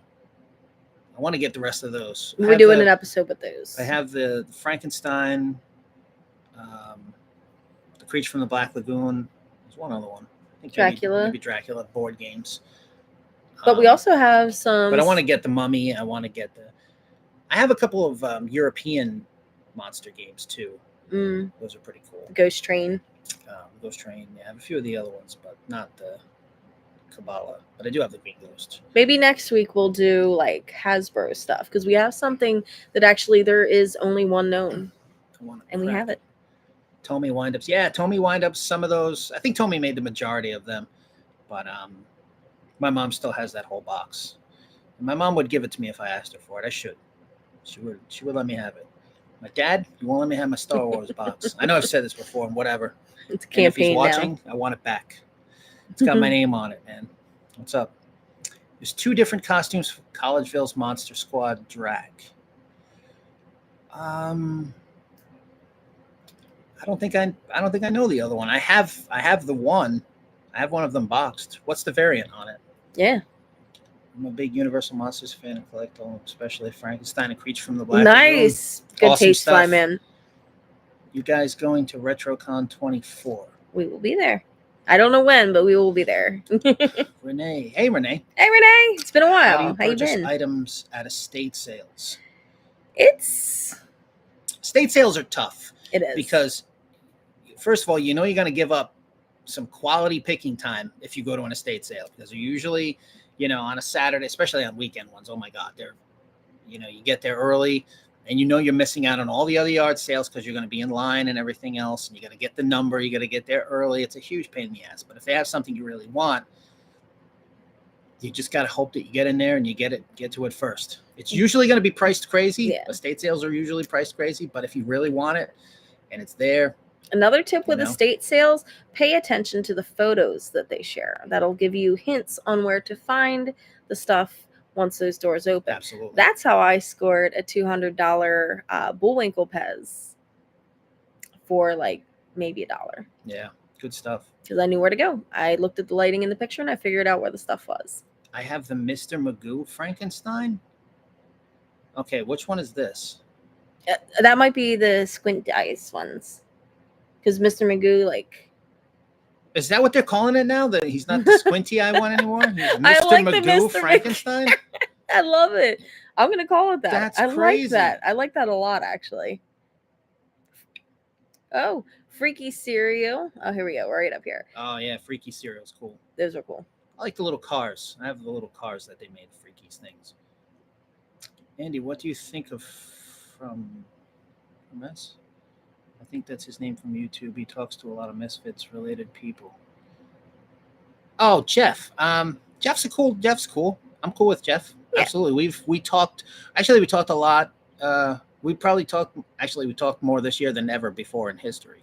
I didn't know him prior to, I guess, the last 6 months, but I have talked to him a whole bunch of times. Totally support his channel. I love what he does. He's great at what he does. He's a cool guy. And yeah, we get along good. And, I've talked to him a bunch. We haven't met, but I mean, I would welcome meeting him. And I think he's a cool dude. I don't know him anything past that, so I can't really say anything else. But his channel's good, solid. He's into it. And I know when I was into it, you get passionate about it too, and you try to do the best you can with it, and he does that. So that's it. That's all I got. Mm-hmm.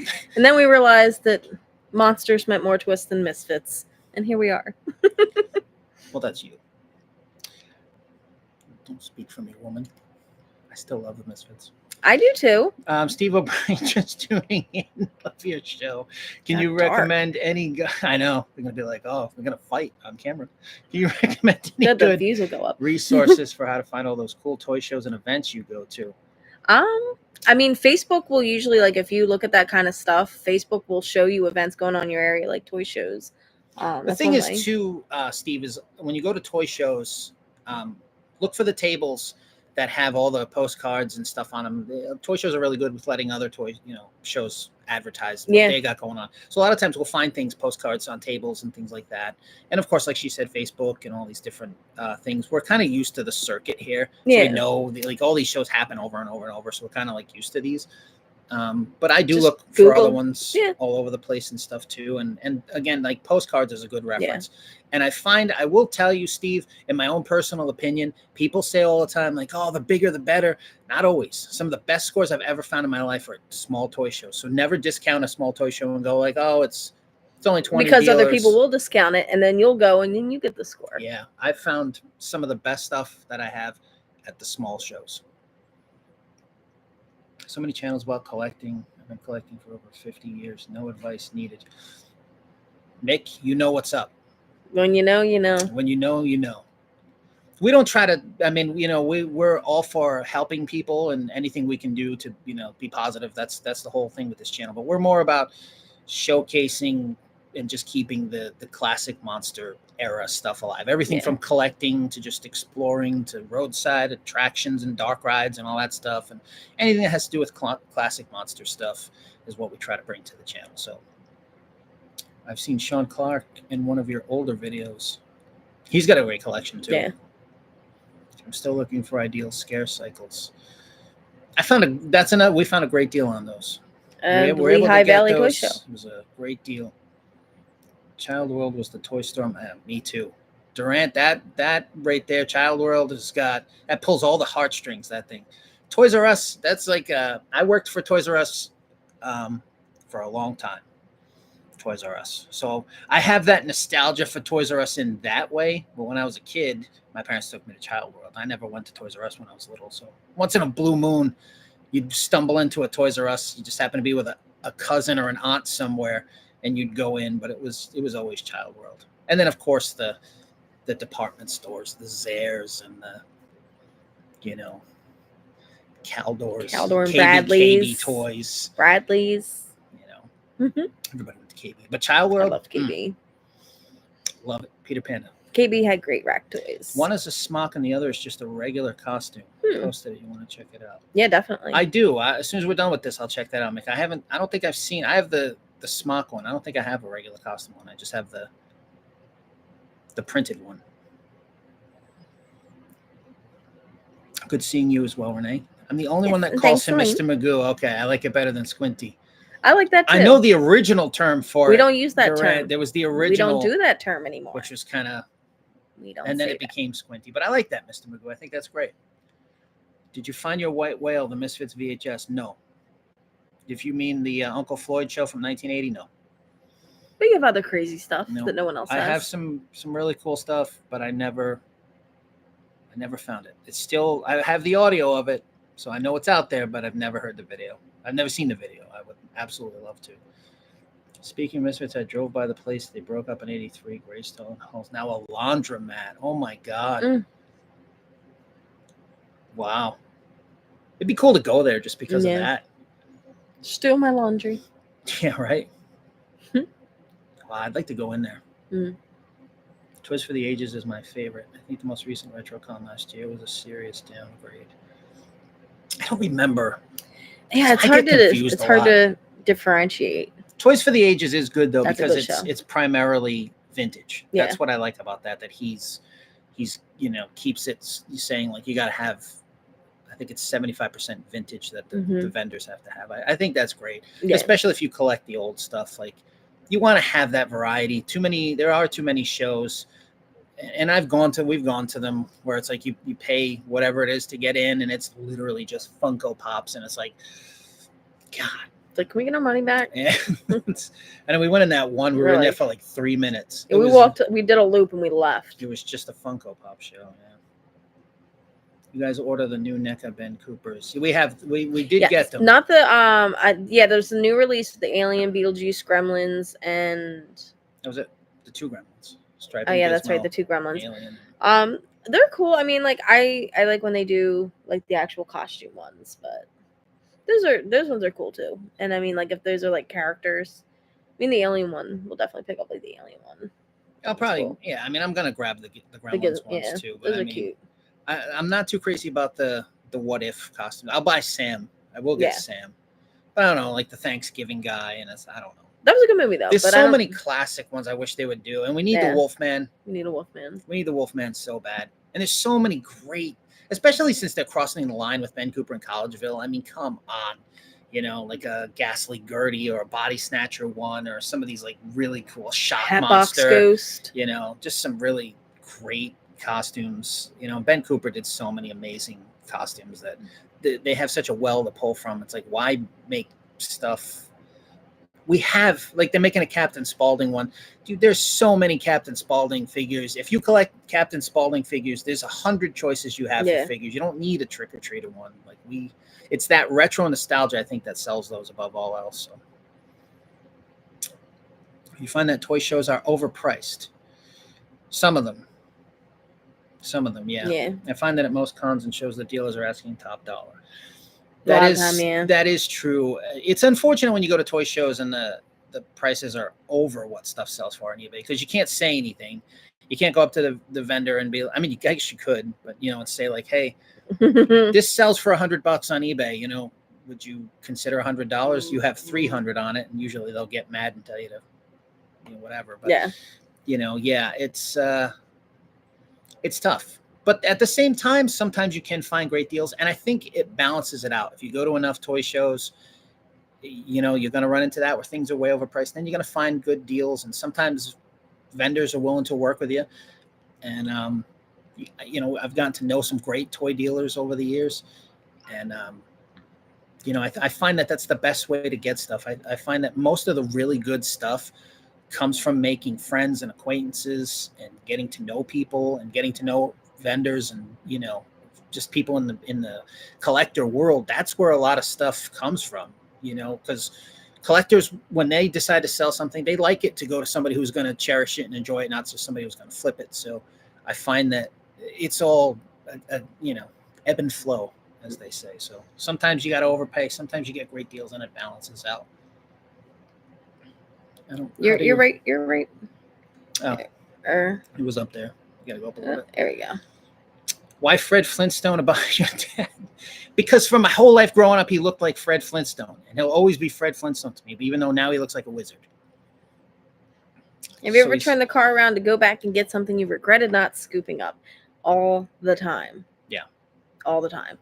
Yeah, there was recently, Steve, there was this Hulk head bank at the flea market, and it looked like the trick or treat bucket, which you can get anywhere. That's that's a really common piece, but it was just a head. It was like a bank, and it looked just like that, AJ Renzi and everything, but it didn't have the handle, and it was a bank. And I regret not buying that, because I've never seen it anywhere else. I had never seen it when it was in front of me.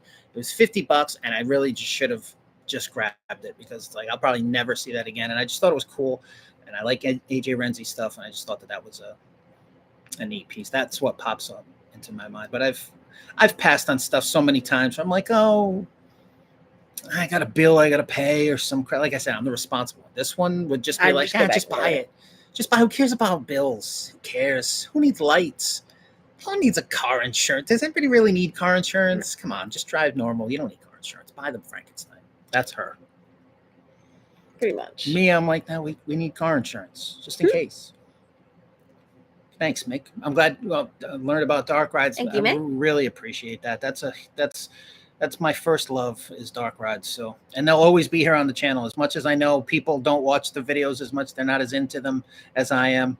It's my first love. I gotta share the Dark Rides. It's about the passion. That's what this channel is that.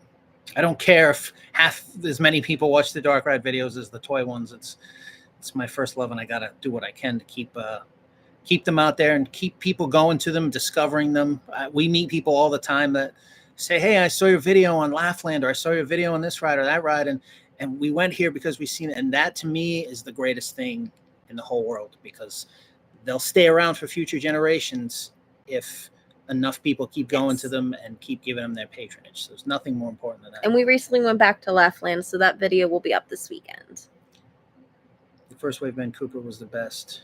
So they keep coming. Thank you, Don. Yeah, I agree, Kev. The first ones hit it so far out of the park. But them three from that were at Target were awesome too. Yeah. I love the Vampire Girl and the Phantom. The Phantom's great. I mean, the Phantom was essential. Totally essential one. Then thank you, Denise. Appreciate it. See, I find an incredible. Yeah, that incredible Melting Man costume's nuts. The only one I've ever seen that had that was Raymond. That's it. Yeah. I've never seen anybody else with that costume. That's a tough one. That one's tough. The Uncle Creepy, Cousin Erie's tough. Hatbox Ghosts. Love that. Those are real tough costumes. That would be cool if they got the Clash license. I'm surprised somebody hasn't made those yet. Yeah. The real, yeah, Captain Spaulding. So I It does agree. sell. I agree that Captain Spaulding sells. Especially like with Sid's unfortunate passing and how much he connected with fans. Like he's beloved and he's most associated with that character. I love with Sid. his I love generation. Captain Spaulding. I mean, I love the character. I just feel like what made those NECA, what makes them figures special, those NECA figures, Yeah. is the nostalgia. It's for the kids that grew up, you know, But it's in also that this time. is for kids that maybe didn't grow up with that. Yeah, but see, that's the thing. Like kids that watch Thanksgiving or, you know, It's House a whole of a new Thousand wave, Corpses yeah. or whatever, they didn't go trick-or-treating with those costumes. No. They don't make them. They didn't wear the smocks like we did. They didn't wear the stupid, you know, the vacuum form masks you couldn't breathe out of, and they didn't wear that stuff. So there's no nostalgia there to connect them to those things. Yeah.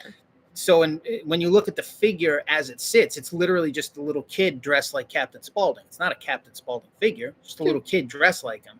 So to me, where's the connection that would make somebody who loves Captain Spaulding want that figure? To me, it's the nostalgia and the, you know, growing up with those costumes and living that makes those things so cool in the first place. Because we all remember dressing up in those costumes and wearing that stuff. And so when we see those figures, it reminds us of ourselves. It's like when I see those figures now, I'm like, this reminds me of me. You know, this is how it was for us as kids. We wore these costumes. We had that stuff. And I don't think, where's the connection between that and like the Thanksgiving Pilgrim killer guy? It just, I don't know. Especially when there's so many great ones they can make. So many great ones that are just being left on the shelf right now that they got to get to. All right. Harryhausen. Barnaby Morales. Hello. Hello. I consider those classic monsters. Oh, Harryhausen stuff for sure. Definitely. From the old movie Gargoyles. I think there's customs of those.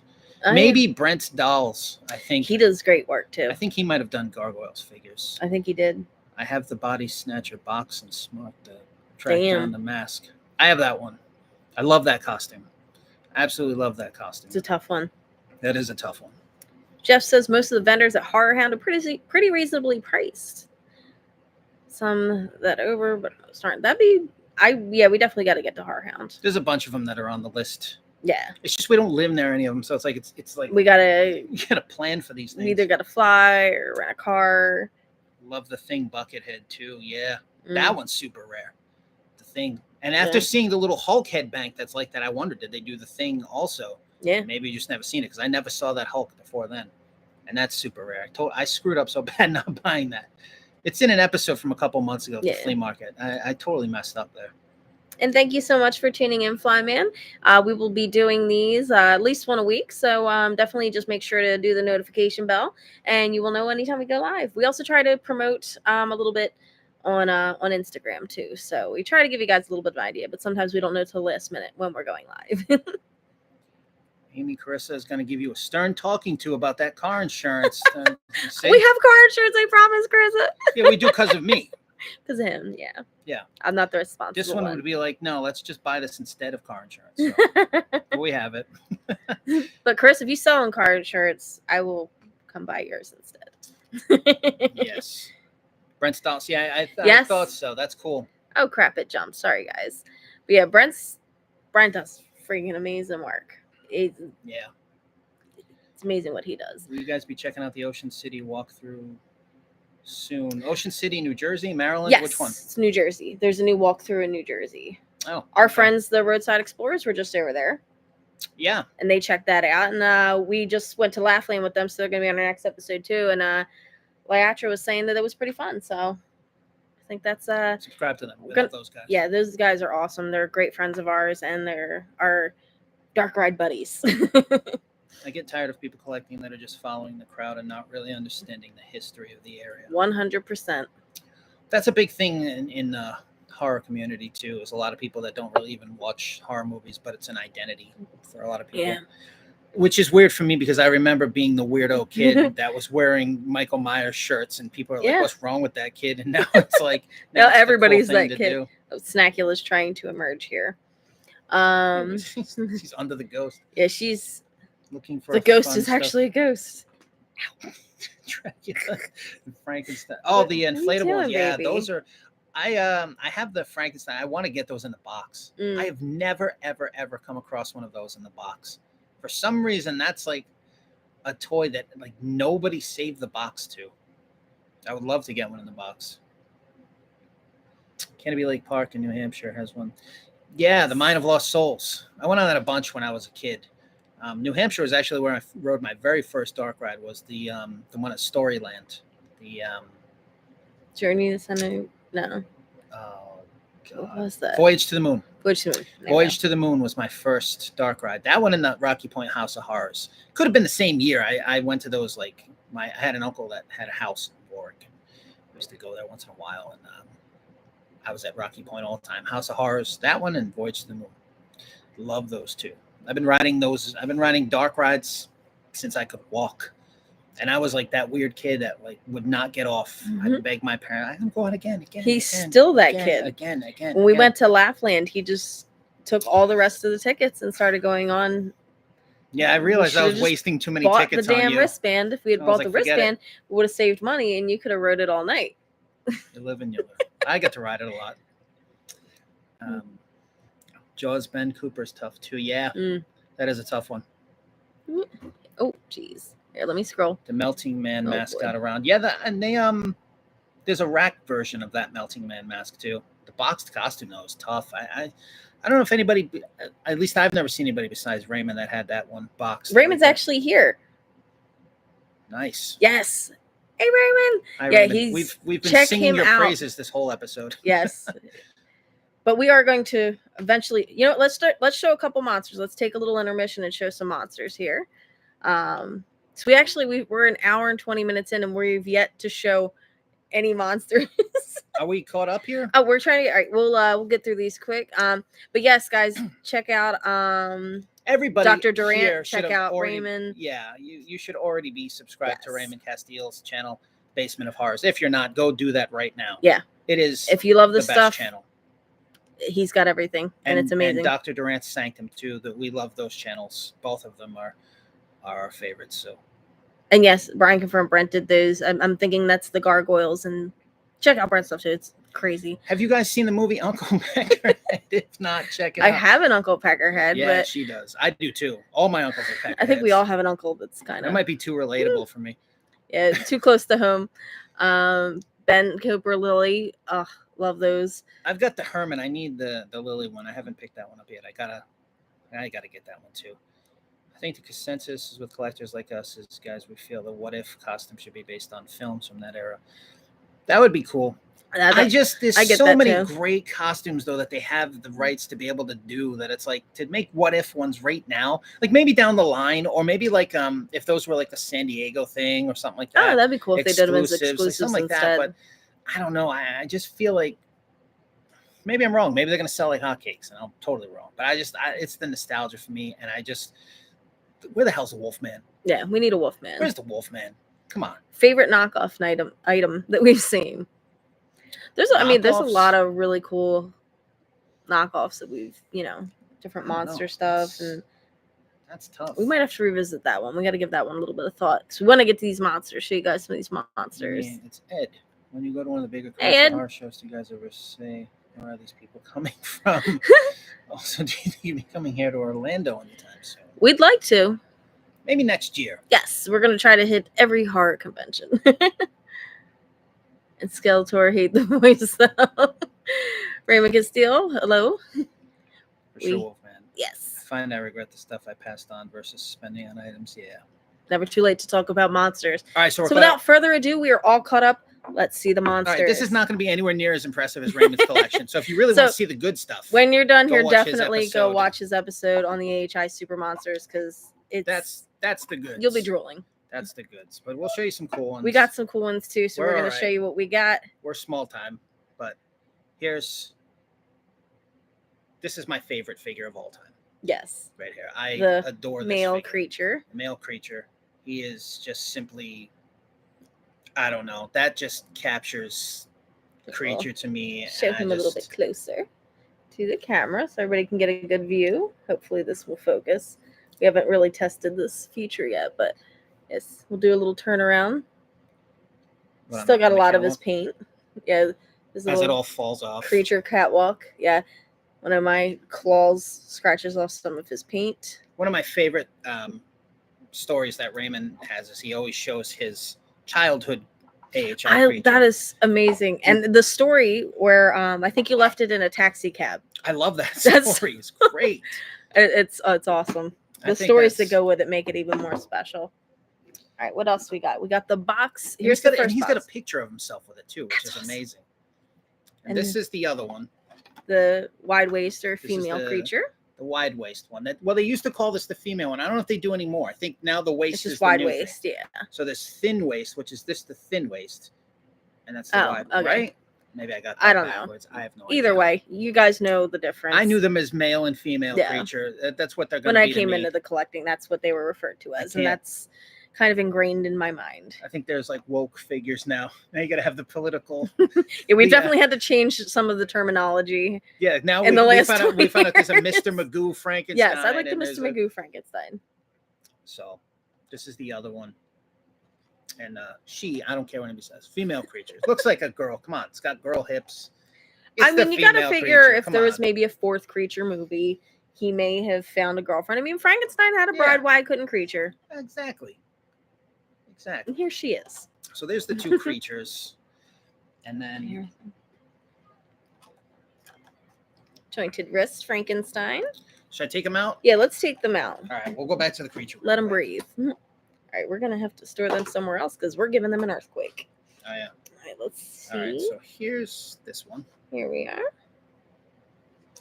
I love that, Kev. Sheecher. That's great. Sheecher. Do you think that AHI used the Aurora model heads for their figures? I think somebody had said that. I think that Yeah, I mean, if you look at, but then again, the face itself maybe is not a that little one. different. Yeah, this one now, definitely not that one. but possibly the male. Sheecher. I think that's great. The Sheecher from the Black Lagoon. Here, because her paint is still peeling off of her feet. So we'll put her back in there to keep her safe. And these are like action figure little put them down protector here. boxes.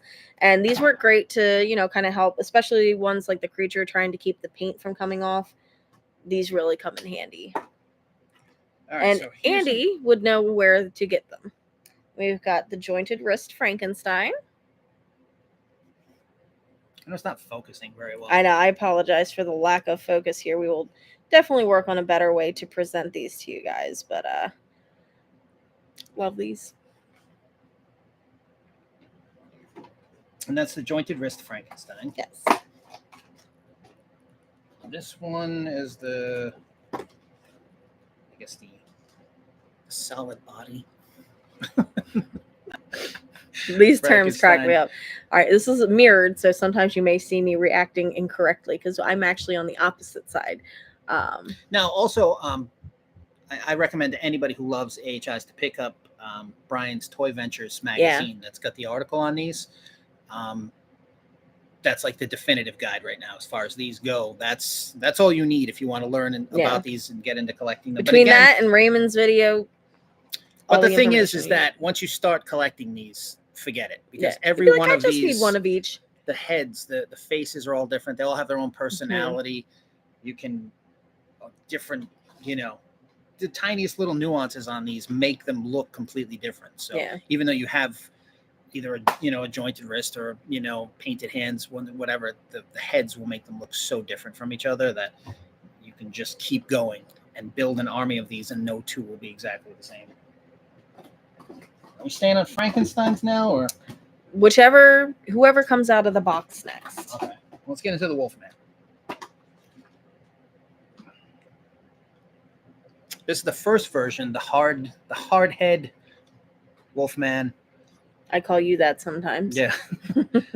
I love this one. I like the hairy body. I really and wish you would focus. Like, do I get to move? Like, maybe that's what it is. Maybe if we get out of the, no, sorry guys. it doesn't work. But yes. Hard body Wolfman. Yeah, I love this With one. his 70s hairy chest going on. Who do we have next? And Yeah, so it would be cool to be able to do this in 3D. yeah, this is a jointed wrist Wolfman. His pants are a little shredded, but he's the only. But when you're running jointed through wrist. the woods, Yeah, it happens. I could have replaced his pants, but I like him like this. He just looks like he's just had a wild Wolfman night. Yeah, It's a full moon. Stuff's going on. You lose half your pant leg. it's true. It happens. And who else would it be more appropriate to happen to than Wolfman? Yeah, and the jointed wrist Wolfman is like super tough to find. Yeah, I Took think me a that's the only long one that time. we've actually found for sale. Yeah, that one's just one you don't normally see. Mm. And then this is, oh God, I don't know. This could be that might be the same one.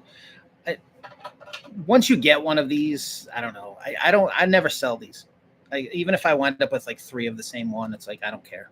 They're all a little bit different. That's what it is. So it's the heads, it's the paint, it's the way they look, you know. It's just it's a very addicting line. It is. I don't know. I'm not sure if he's the same as the Wolfman. Mm. Find out. All right, and then all right, so this is the first hardhead Dracula. This one looks. They are like snowflakes. They're all different. Kind of like Andy Griffith. Wow, he does. He does look like Andy Griffith Dracula. This is Mayberry Drac. Yeah. That's the first version of Dracula. I love this one because he looks like an old Italian guy who's going to tell you, oh, he's got the best pasta. Eat at Vito's. Yes. That's Vito Dracula. He knows how to make the sauce just right. Yeah. This is Sunday family dinner, Drac. But / also Andy Griffith. Really wish that there was another one that looked like Barney Fife, because that would just be all the better. Love donuts. All right, who do we have next here? This is like the solid body.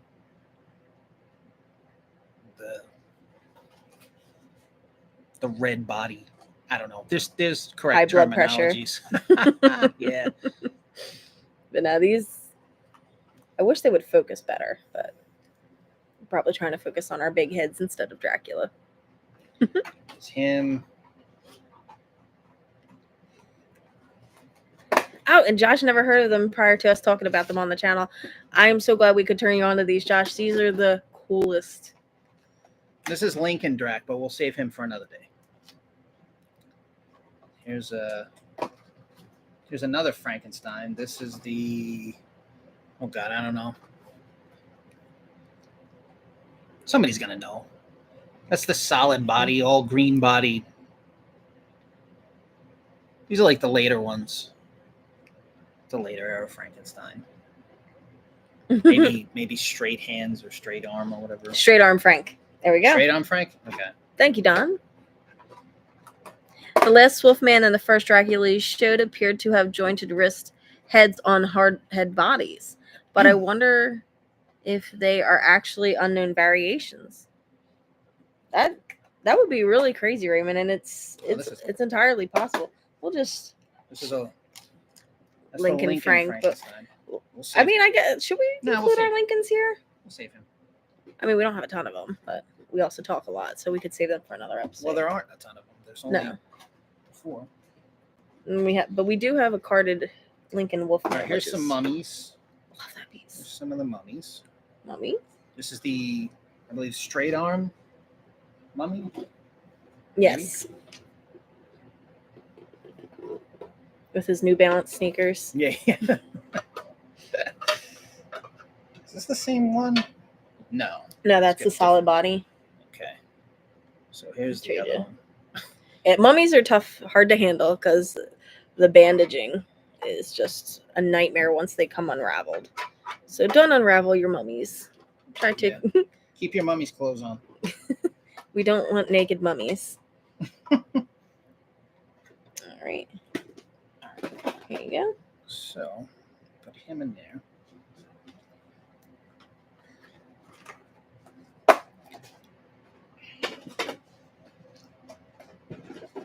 That's some of these. Yes, that's box 1. I've been keeping up with those. Mummy rocking those Reebok classics. Yes. Surprised a couple of them didn't have the high tops. I love how there's like little clothing variations that are just, they amuse me. Do you guys have an ultimate goal with your collection? Become vendors yourselves? We actually, and thank you for tuning in, Megan. We do vend sometimes, just to kind of purge the collection a little bit here and there. Sometimes Andy will find upgrades. Sometimes I'll find upgrades to certain figures in our collection, at which point we will bring them. We do certain toy shows, like we do we vend at the York Fairgrounds toy show that they have every weekend after Thanksgiving. So we bring a lot of really cool, our best stuff we usually bring there, but we also do like some other small ones here and there. But the ultimate goal is just to have basically, There is no goal. The goal is to set it up finally. Right now it's all in boxes and bins. Actually and get stuff. To set it up and look at it. Yeah. But we have a really cool plan for how we're going to set it up, and the goal is to have it about a year from now all set up. This way we can show all you guys in our little own museum in our house, and just to constantly do videos sharing it with you guys. So here's a Dracula right here that's starting to come loose up on top. So this is I don't know, this is like the later, I think like the last, like where the hands are flesh tone. They all have very specific names, but the flesh tone hands, these are like the ones that came out like in the late 80s that were no longer like at the bottom. You don't see the, oh my god, this camera's messed up. You don't see the AHI logo and stuff. These are the ones that were just, so there's that one right there. It's got the thing on the back. He's starting to come loose on top, so he's busting loose. I love the Wolfman artwork on the front of these. I just want a shirt with that face on it. I think he's so funny. On this next one, we'll show you guys, because if you haven't seen one of these up close before, it's just amazing. This one, too, is coming loose, so I got to be careful with this guy. Yeah. We got to get better cases to put these in. He's starting to come loose, too, this Wolfman up on top. I got to put him in a case. And this, as you see, I guess, sassy wolf over there. Yeah, and there's no, over there's no AHI logo. I think these were one of the last ones that they made. And this guy's got like a button. See that little button thing right there? Oh, yeah. Which I guess is little like brass button thing. Yeah, the brass button's like the last variant of these or something, or one of the last variants. And Josh says, okay, school me. Is that the same packaging as the Migos? No. But it's got some nods to it.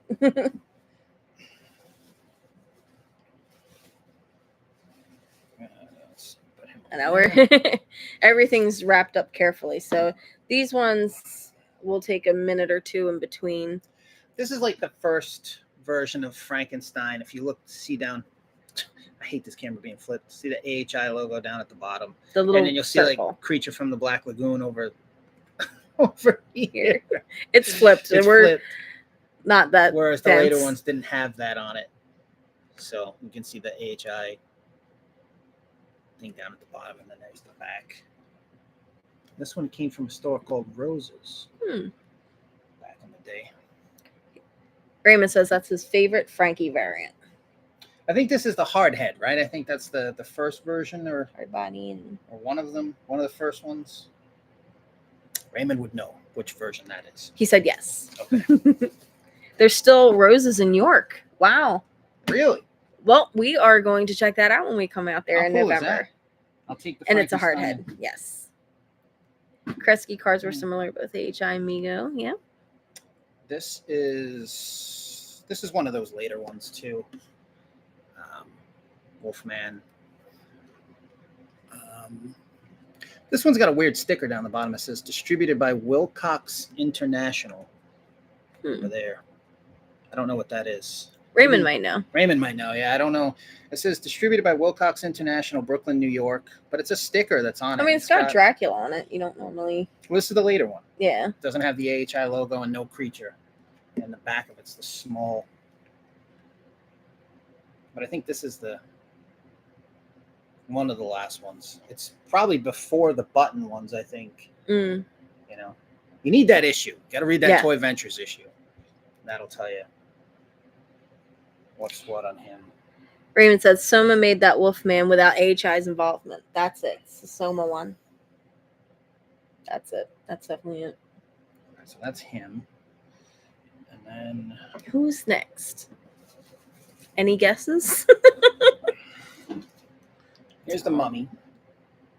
And this is, again, I think the last issue, or like Raymond said, the Soma issue of the AHI mummy. Right there. He's like Snow White too, and the heads are totally different on these. Like that head is like so different when you look at compared to the earlier ones. It's like night and day. So that's him, and there's the back on him. And I have a whole bunch more of these. Yes, this is just 2 of the bins that we had most accessible to us. Yeah. So there I have the other mummy variations, the bent arm one. I've got a couple of those mummies, and I think I have. There's probably been some just floating around. I have like 3 or 4 more carded ones too. I know I have another carded Frankenstein, but no creature. I have no carded creature. Only Raymond's got it. I mean, a couple of people have them, but not too many. I think, and that's obviously the rarest. That's the dream, just in general. That's the holy grail. So if you want to see the true holy grail, you got to go watch Raymond's episode. That's the one. Definitely. And I cry every time I watch that. At least half of those views are from us. For sure. It's a thing of beauty.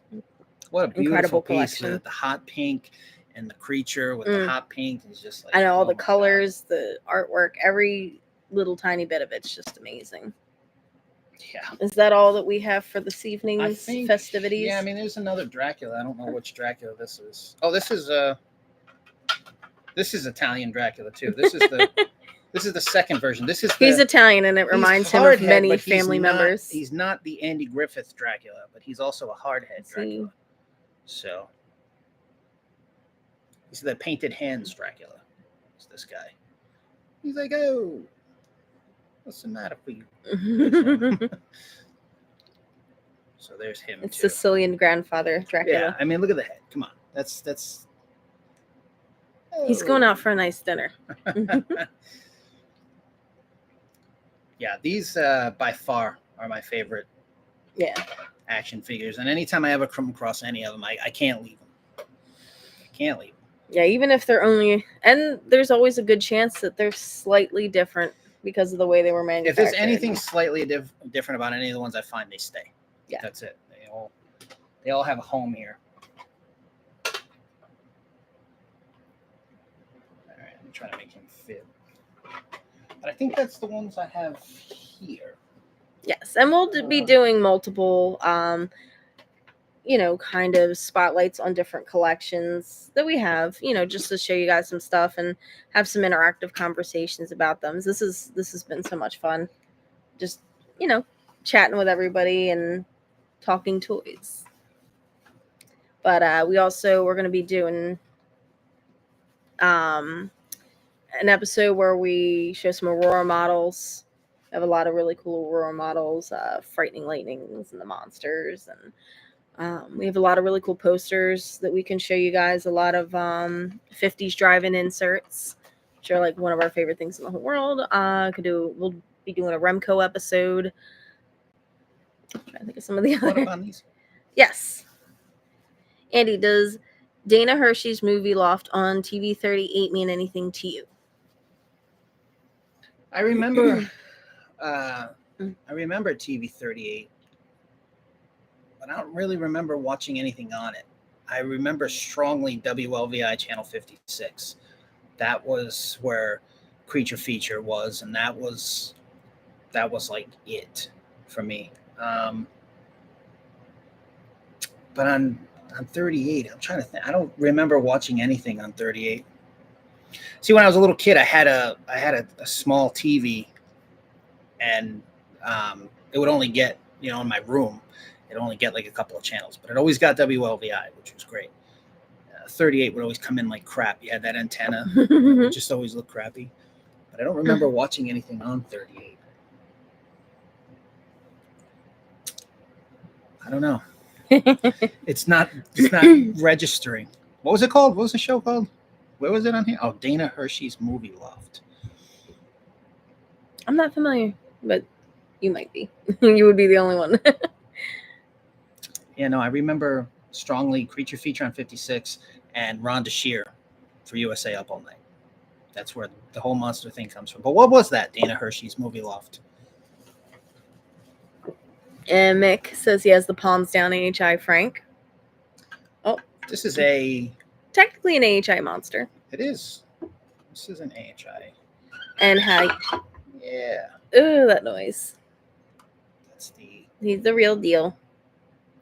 Which you can tell the AHI ones because on the feet it'll have. What's it say? It says Universal City Studios, 1974, all rights reserved, Azrak, Hamway, New York. Whereas all the bootleg knockoff ones of these just say like either made in Hong Kong or made in China. So, and these real ones with these feet and like actual AHI ones are super tough to find. Green feet. You like never see these. That noise. And yes, thank you, Raymond. We are definitely I will definitely keep you up to date on when we're doing the Lincoln episode. That one's going to be a fun one. We don't have a ton of Lincolns, but we only have one each. And you've got all the carded ones. We have a carded Wolfman. If you want to see cool toys, just go watch Raymond's channel. I don't even know why you're here. His is the spot. He does. It's incredible. He's got all the knowledge and he's got the stuff in just immaculate condition. He's like pulls out these Lincolns. They're like case fresh. It's like, oh. He should put like samples when he pulls out stuff, like like the heavy, like the angels sing when he pulls these things out. I love his episode, his Lincoln episode, the AHI episode. Oh, he says he doesn't have a genuine AHI creature sparker. You don't? That's crazy. I have two. Let's talk. I have two of them. We got you, Raymond. But Raymond would like. Nah, it's got to be mint in the package, untouched by human hands, out of a time machine. That's the one that I want. But we do have a really nice one. It's beautiful. So let us know if you're interested. I'm trying to remember where it is. I don't know. We got to hook them up. Are the Lincoln ones currently being redone? Yes. Talk to Brian about Stallions. I've seen them. They look fantastic. And he's going to be at the Monster Bash convention in November representing Lincoln. So there's going to be some cool stuff about that then. So if you can't come, definitely come if you can. However, if you can't for some reason, we'll obviously be covering it. And I'm sure Brian will have some cool coverage as well. So definitely make sure to check us both out for that. And I mean, if you can come, definitely.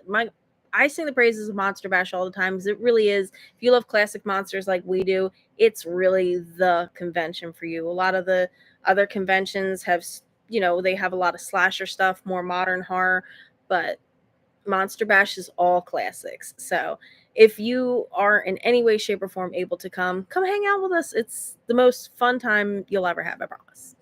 And Brian will be there representing Lincoln. He might even, I don't know. I know he had the prototypes to take pictures. He might even have them with him. Yeah, I think he had them at ZoloCon. And Mick needs a carded creature. Tell me about it. Carded creature stuff is like the hardest stuff to find ever, anywhere. Yes, Brian is awesome. I'm sure if you're here, you've already checked out Plaid Stallions. But if you haven't, check out Plaid Stallions on here under Brick Mantooth. You can also check out his magazine Toy Ventures, which a lot of really cool collectors in the community and Brian have put together these issues, and they're amazing. I do have Kong and the Godzilla on cards, but I can't buy a carded creature. Yikes. There can't be that many of those carded creatures. No. I mean, there's probably only a handful of them. Kind of like the bendies, the carded bendies. I mean, yeah. I remember the one auction that was put up where it was a seller in PA too, had the one auction of the bendies. And I had never seen a carded creature or mummy. I don't think I'd ever seen any of them. Maybe one of them I'd seen, but I had never seen the mummy and the creature carded. And they sold them for like super cheap. They put up these buy it nows that were super cheap. It was like dumb, like $200 or something, like just something ridiculous. And that's the only time I'd ever seen them. So I would imagine there's probably not many of those either. I'd love to see the victim Lincoln Maiden. Yeah, that would be cool. That would be cool. I'm sure Brian's on top of that. He's he's on it. The guy for all that. Brian, Raymond, Dr. Duran, Dr. Red Albert. Thank you, Mick. Thank you, Mick. Yes, check out all these channels. I mean, we're in good company with those guys. Yeah. They're like the masters of this stuff. Yeah, they're all awesome people. Great community of monster collectors. Everybody's been so cool to us, and I know some people, want to meet all these like celebrities and stuff, and I'm just like, I want to meet Raymond Castile. I want to get a photo with Raymond Castile. I just think that would be awesome. If you're ever up for it, Raymond, we will come over and hang out with you. It's your collection, and I would love to give Billy little scritches. He's so cute. And I love how passionate too, like the monster collector community is. It's just great people, awesome people. It's like, I know if we lived closer, we'd be having like Monster Kid Clubhouse meetings and stuff. You know what I mean? It would be fantastic. Yes. You two have inspired me. Oh wait. Oh. I buy all the magazines. I did a video on his magazines. Yeah. Oh, awesome. Yeah. Yes. And check out Geek Strong too. Toy Ventures is fantastic, and Monster Kid Magazine. Monster Kid Magazine, yes. I know there's some people that are doing some really cool stuff right now. But that issue on AHI Monsters, anybody that loves that, I mean, all the issues are great, but that one, you need that. Like, that's like the Bible for AHI figures right now. Mm. YouTuber aspiring to rebrand my Instagram page. Awesome. Thank you, Mick. That's awesome. Big shout out to Raymond Castile. Definitely. His channel's incredible. Plaid Stallions, I have their unreleased Clash of the Titans toys article a dozen times. Read it. Yeah. Plaid Stallions, I mean, people underestimate how amazing the information. Some of these guys, it's hard to find. Like Brian's one, Raymond's one. These guys have been uncovering this information for so many years now. Decades. And sharing it on I've been on the Universal Monster Army, UMC. For a long time. I love that. UMA. And Plaid Stallions and all these sites and message boards, they put the work in. They set down, they did the work for the rest of us to learn about these things and uncover these things so we could run. And it's like, I think people underestimate how awesome it is that we have people like that in the community that put that kind of time in, because now you don't realize how we're spoiled, because you can go to Google and you can just type in, oh, hey, 1969 this or 1972 this, and a picture will come up. But I guarantee you 9 out of 10 times you're going to see Plaid Stallion's watermark on it, or it's going to lead you to an old school UMA post that Raymond Castile put up. Yeah, I guarantee you it's like one or the other. Those all roads lead back. Those guys did so much work for us that it's like uncovering things. And even now, if you go back and read old articles, you learn stuff. It's like, to have that kind of knowledge been put down is so important, because some of this stuff, there's only a handful of examples that exist, and it's like, when there's only a handful of something and then you uncover it, without that information, nobody even knows it exists a lot of times, certain things. When there's only, think about it, we have, a couple of things that there's only one or two of, and a lot of collectors do too. There's like variants where there's only one variant known. And it's cool because like when you do find something, you're like, oh my God, I think I have something here. Like you have a community of people that'll help you be like, oh yeah, like this is that, this is this. And it's amazing. Raymond says, I think I told a story on my channel about trying to buy a carded creature. Yeah. I remember you said that. I remember that one. Trying to get the price down to $1,100 and the seller dropped it. Oh. I would have still bought it just to have the backing card and the bubble, and I still would have. That hurts. The bubble came off. I think in today's market, that's still. I think the bubble would sell. I mean, somebody sold just the creature backing card in Australia a few months back.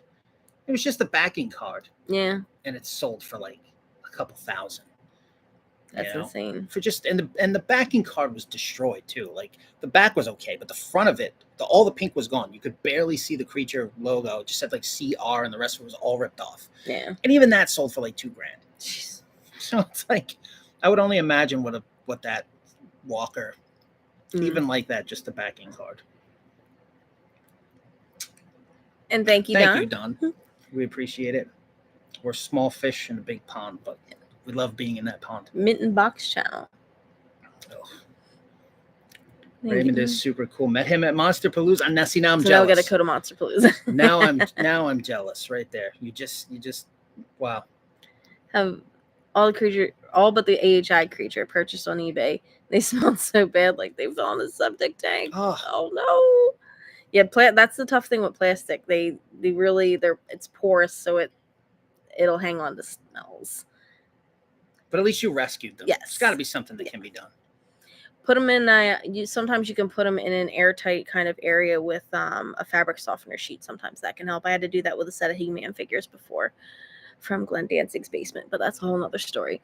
Megan, Amy, do you get into any of the retro 80s, 90s girls' toys?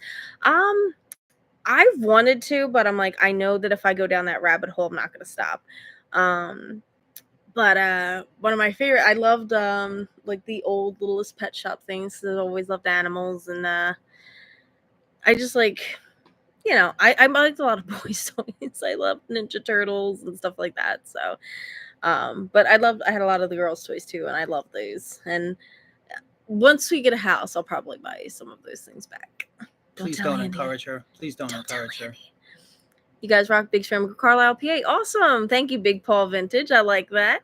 And yeah, we were out your way. We went to a toy show out in Carlisle. Actually, we set up at one out in Carlisle, right? Carlisle? You would know. I think so.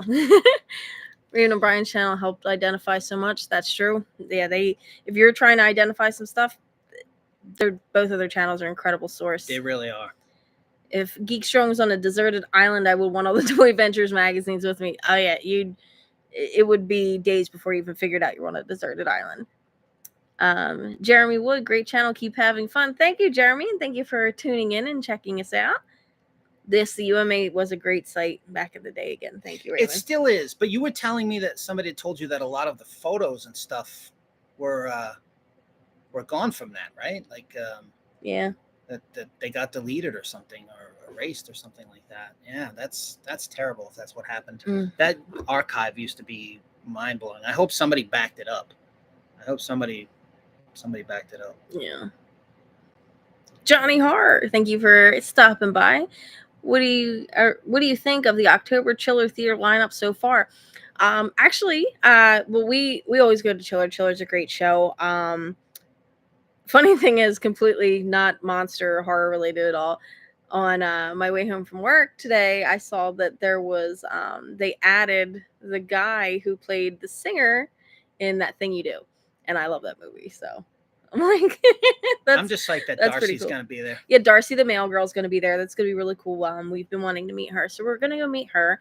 We don't usually meet a ton of people at these. A lot of them we've either already met or it's just too expensive to go around and meet everybody, because both of us, even though we love monsters, there's a lot of other pop culture stuff that we've enjoyed along the years. So even stuff way before our time. So it's cool to see a lot of these people, but when it's $50 a pop minimum, you're like, that's how many people cheap. am I really going to meet? Because it's like, I could, instead of meeting a couple of the people that I've maybe only seen like one thing, I could buy myself a monster.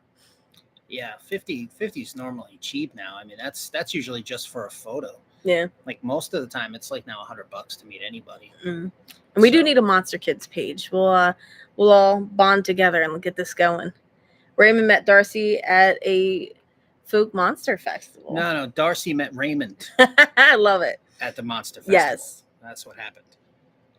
It'd be cool to meet her. I want to meet Joe Bob too. And we were lucky enough to meet Sven Gulli. Yeah, he was a big one. Sven Gulli. We went there just to on meet an Sven adventure. Gulli. That was the plan. We went to C2E2 literally just to meet Sven Gulli.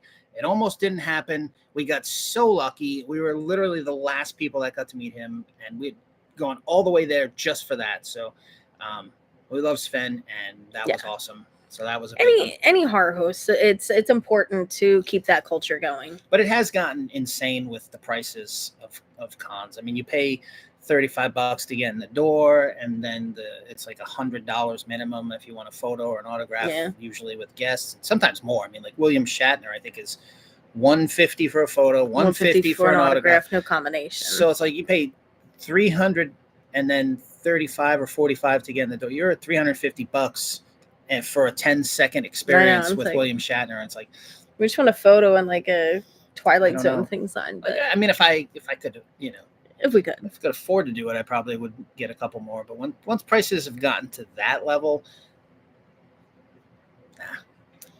And new to our channel, definitely love your style videos, never change. Thank you, Geek Strong. We were going to check you out too as soon as we are done here. Raymond says that Darcy was very humble, almost seemed like she was going to cry from being recognized in a good way. That's awesome. It's really. She was going to cry because she met you. That's what that would. No, that only happened because it was you. The rest of us, she would probably be. She seems awesome. It'll be cool to meet her. She seems nice, but I got a feeling that it was because it was you. But that's awesome. Do you do the AHI jigglers too? Yes, we have. We'll do another episode that we feature those on. We will definitely do an AHI jiggler episode. Yeah, I have all the loose ones, but I don't have any carded ones or anything like that. That's for the big boys. But I have them all loose. They're floating around. Mixie wishes he could meet. Wish Joe Bob would find the other male girl from the '90s. Oh, there we go. They're jiggling. He's funny. I know, these are such funny little figures. There we go. But it looks like we are at our 2-hour mark, and I have to be up early for work in the morning. So we'll hang for a few more. And yes, we'll make sure we get through all these questions. And if you guys have any other questions for us, definitely now's the time. But we're going to be doing this at least once a week, at least leading up to October, because October we get very busy. So Sven Gully's in my neck of the woods. That's awesome. Chicago's cool. Plus, you have Kane County Toy Show. Yes. Yeah, there's a lot of cool stuff in Chicago. And we explored there a little bit last time we were there. Does Doyle collect anything? Guitars, monsters? He just told us. If you ask Doyle what he collects, he just says dead presidents and ex-wives. That was his exact answer. That's his exact answer. Because we actually asked him that exact question, and that was his answer. We're like, okay, yes, you do. Sven was free. Yes. Isn't that amazing? Isn't that amazing that Sven Gully is free when you meet him? Mm-hmm. That's amazing. And he sits there and talks to you, which is really cool. Because he really could charge, and he doesn't. And he could charge $50 a pop, and every single person in that line would still pay it. Yeah, it's awesome that he's that way with his fans. Yeah, it's important. Tom Atkins and Adrian Barbeau were only $40. That's reasonable. Yeah, when it's reasonable, it's great. Yeah. But sometimes some of these guests have taken it to a level that's just unreasonable. People just can't really afford it. I mean, when there's some guests, for some of the cons coming up where I've seen the prices and it's like $80 for a photo, $150 for a photo, $120. It's like I don't know who has money like that these days to be dropping $150 for a picture. No, a selfie. You gotta buy groceries. A selfie for $150. Gas in the car. It was crazy. You can't justify it unless it was somebody that I was like over the moon, with. Creature double feature was the best. Agreed, 100%. Take care, both of you. Thank you. Thanks, Mick, for hanging out with us. Thanks for hanging out. Appreciate it. Kane County is amazing. Yes. Kane County was like something I thought I was prepared for Kane County until I went to Kane County. And then I was like, okay, I got to train first before coming back to this thing. Because that was like, it was building after building and it was like exhausting. Kane County is one of those shows where you're a little scared to buy stuff because you're like, all right, I'm in my first building and I'm at table number 3 and I want to buy this. But you're like, you realize you've got 7 more buildings to look through and about 1,000 more tables that it's like, you just don't know. You get a little scared sometimes to buy stuff. You're like, I don't want to spend all my money in this first building when building number 4 could have even better stuff. So it's a tough show to do, but I love it. It was fun. I can't wait to go back. Kane County was great. I don't think I would do C2E2 again, though. Oh my God, that's a big show. My legs still hurt from C2E2. That's a big show. Yes, Sven is super awesome. Who's your favorite Ninja Turtle? My favorite Ninja Turtle was Raphael. Leonardo. He's cool. Mark Hamill was, that's right, Mark Hamill. Those prices, oh my God. $700 for an autograph. Can you imagine? Like, come on. Who's paying that? I get he's Mark Hamill. I get Luke Skywalker. I get it. Star Wars, I get it. Believe me, I do. For Star Wars nuts that are way into Star, I get it. But if you can honestly say, and have you seen the scribble too? Don't even like say Mark Hamill. It literally is just like a whatever. It's like an M Kind of an squiggle. M. Come on, $700. Stop it. Who's paying that? Mm. I guess there was a line down the block too that were paying it. So I'm obviously the crazy one, but Somebody's getting paid. my God, $700. That's crazy. King County is overwhelming. It's a I huge. found a sealed Wolfman Pez at King County. Wow. Dang. See, that's the kind of show. Take care, everyone. Hope to do this again soon. Absolutely, Geek Geek Strong. Yeah, we definitely be sure to click the notification bell. I know we sound repetitive saying that, but that's you will get a notification as soon as we go live when you do that. And follow us on our social media. I'm Dark Ride Doll. He's Dark Ride Dracula. Easy enough to figure out. And we'll be posting. We usually post the day of, probably within an hour of doing it, just so that we're not false advertising, because our schedules can be a little bit crazy sometimes. Yeah, $700. That was crazy. That's nuts. I don't know how people pay for it. I don't know how they do it, but I guess they do it. But that's one of the most I've seen for a while. I know some sports stars are up there too, but it's like Mark Hamill. I don't know, especially like Ace Frehley was like that too, where he wouldn't sign toy guitars for kids. Like I know he wanted $500 to sign a guitar, but I remember going to his birthday bash and he wouldn't sign a toy guitar for a little kid, and his handler literally yelled at the father saying, no guitars, no guitars. And it's like, dude, it's a little kid wearing your makeup and it's a little toy guitar. Sign the thing. What's wrong with you? I don't know.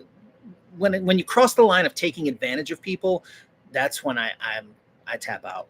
I have no respect for people that do that. And Mark Hamill charging fans $700 to literally scribble on their stuff is outrageous. I know he's got to get paid for his time. I understand it's got to be worth it to him to do it, and I understand. But if you don't think that's price gouging, you're out of your mind, because it is. That's taking advantage of your fans, and that's not cool. Yeah. There's nothing cool about that. I don't care. You can tell Mark Hamill I said that. I don't care. It's true.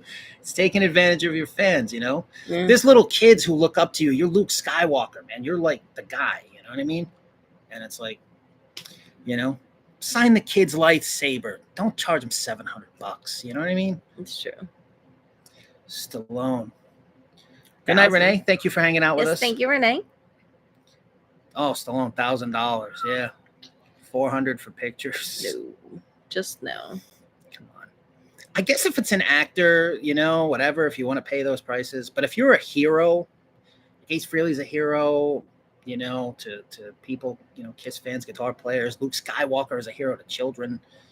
That's like, some folks need the money. Those folks don't pay. Like there's definitely some smaller, some people that aren't getting a ton in royalties. Like I go meet the Monster Cast squad. Yeah. And I know that they're not raking in the money. I know they're not all living in mansions, and they're just, they go home in the regular people, but they, they love their fans. They take time out to talk to them. Like they're just really good bunch. And I don't mind paying them. Like I don't mind, shelling out $50 because, I know that they're going to. Well, that's reasonable. Like these numbers you're talking about, these are reasonable prices. They got to travel. And sometimes the cons, especially like, some of the smaller actors, just by way of comparison, don't get really, like, I don't even know if they get guarantees from these cons. Yeah. They might just get lodging. I don't know what the setup is, but, somebody that's maybe only been in like a cult classic movie versus somebody that's been in like major motion picture, they're obviously going to have different perks.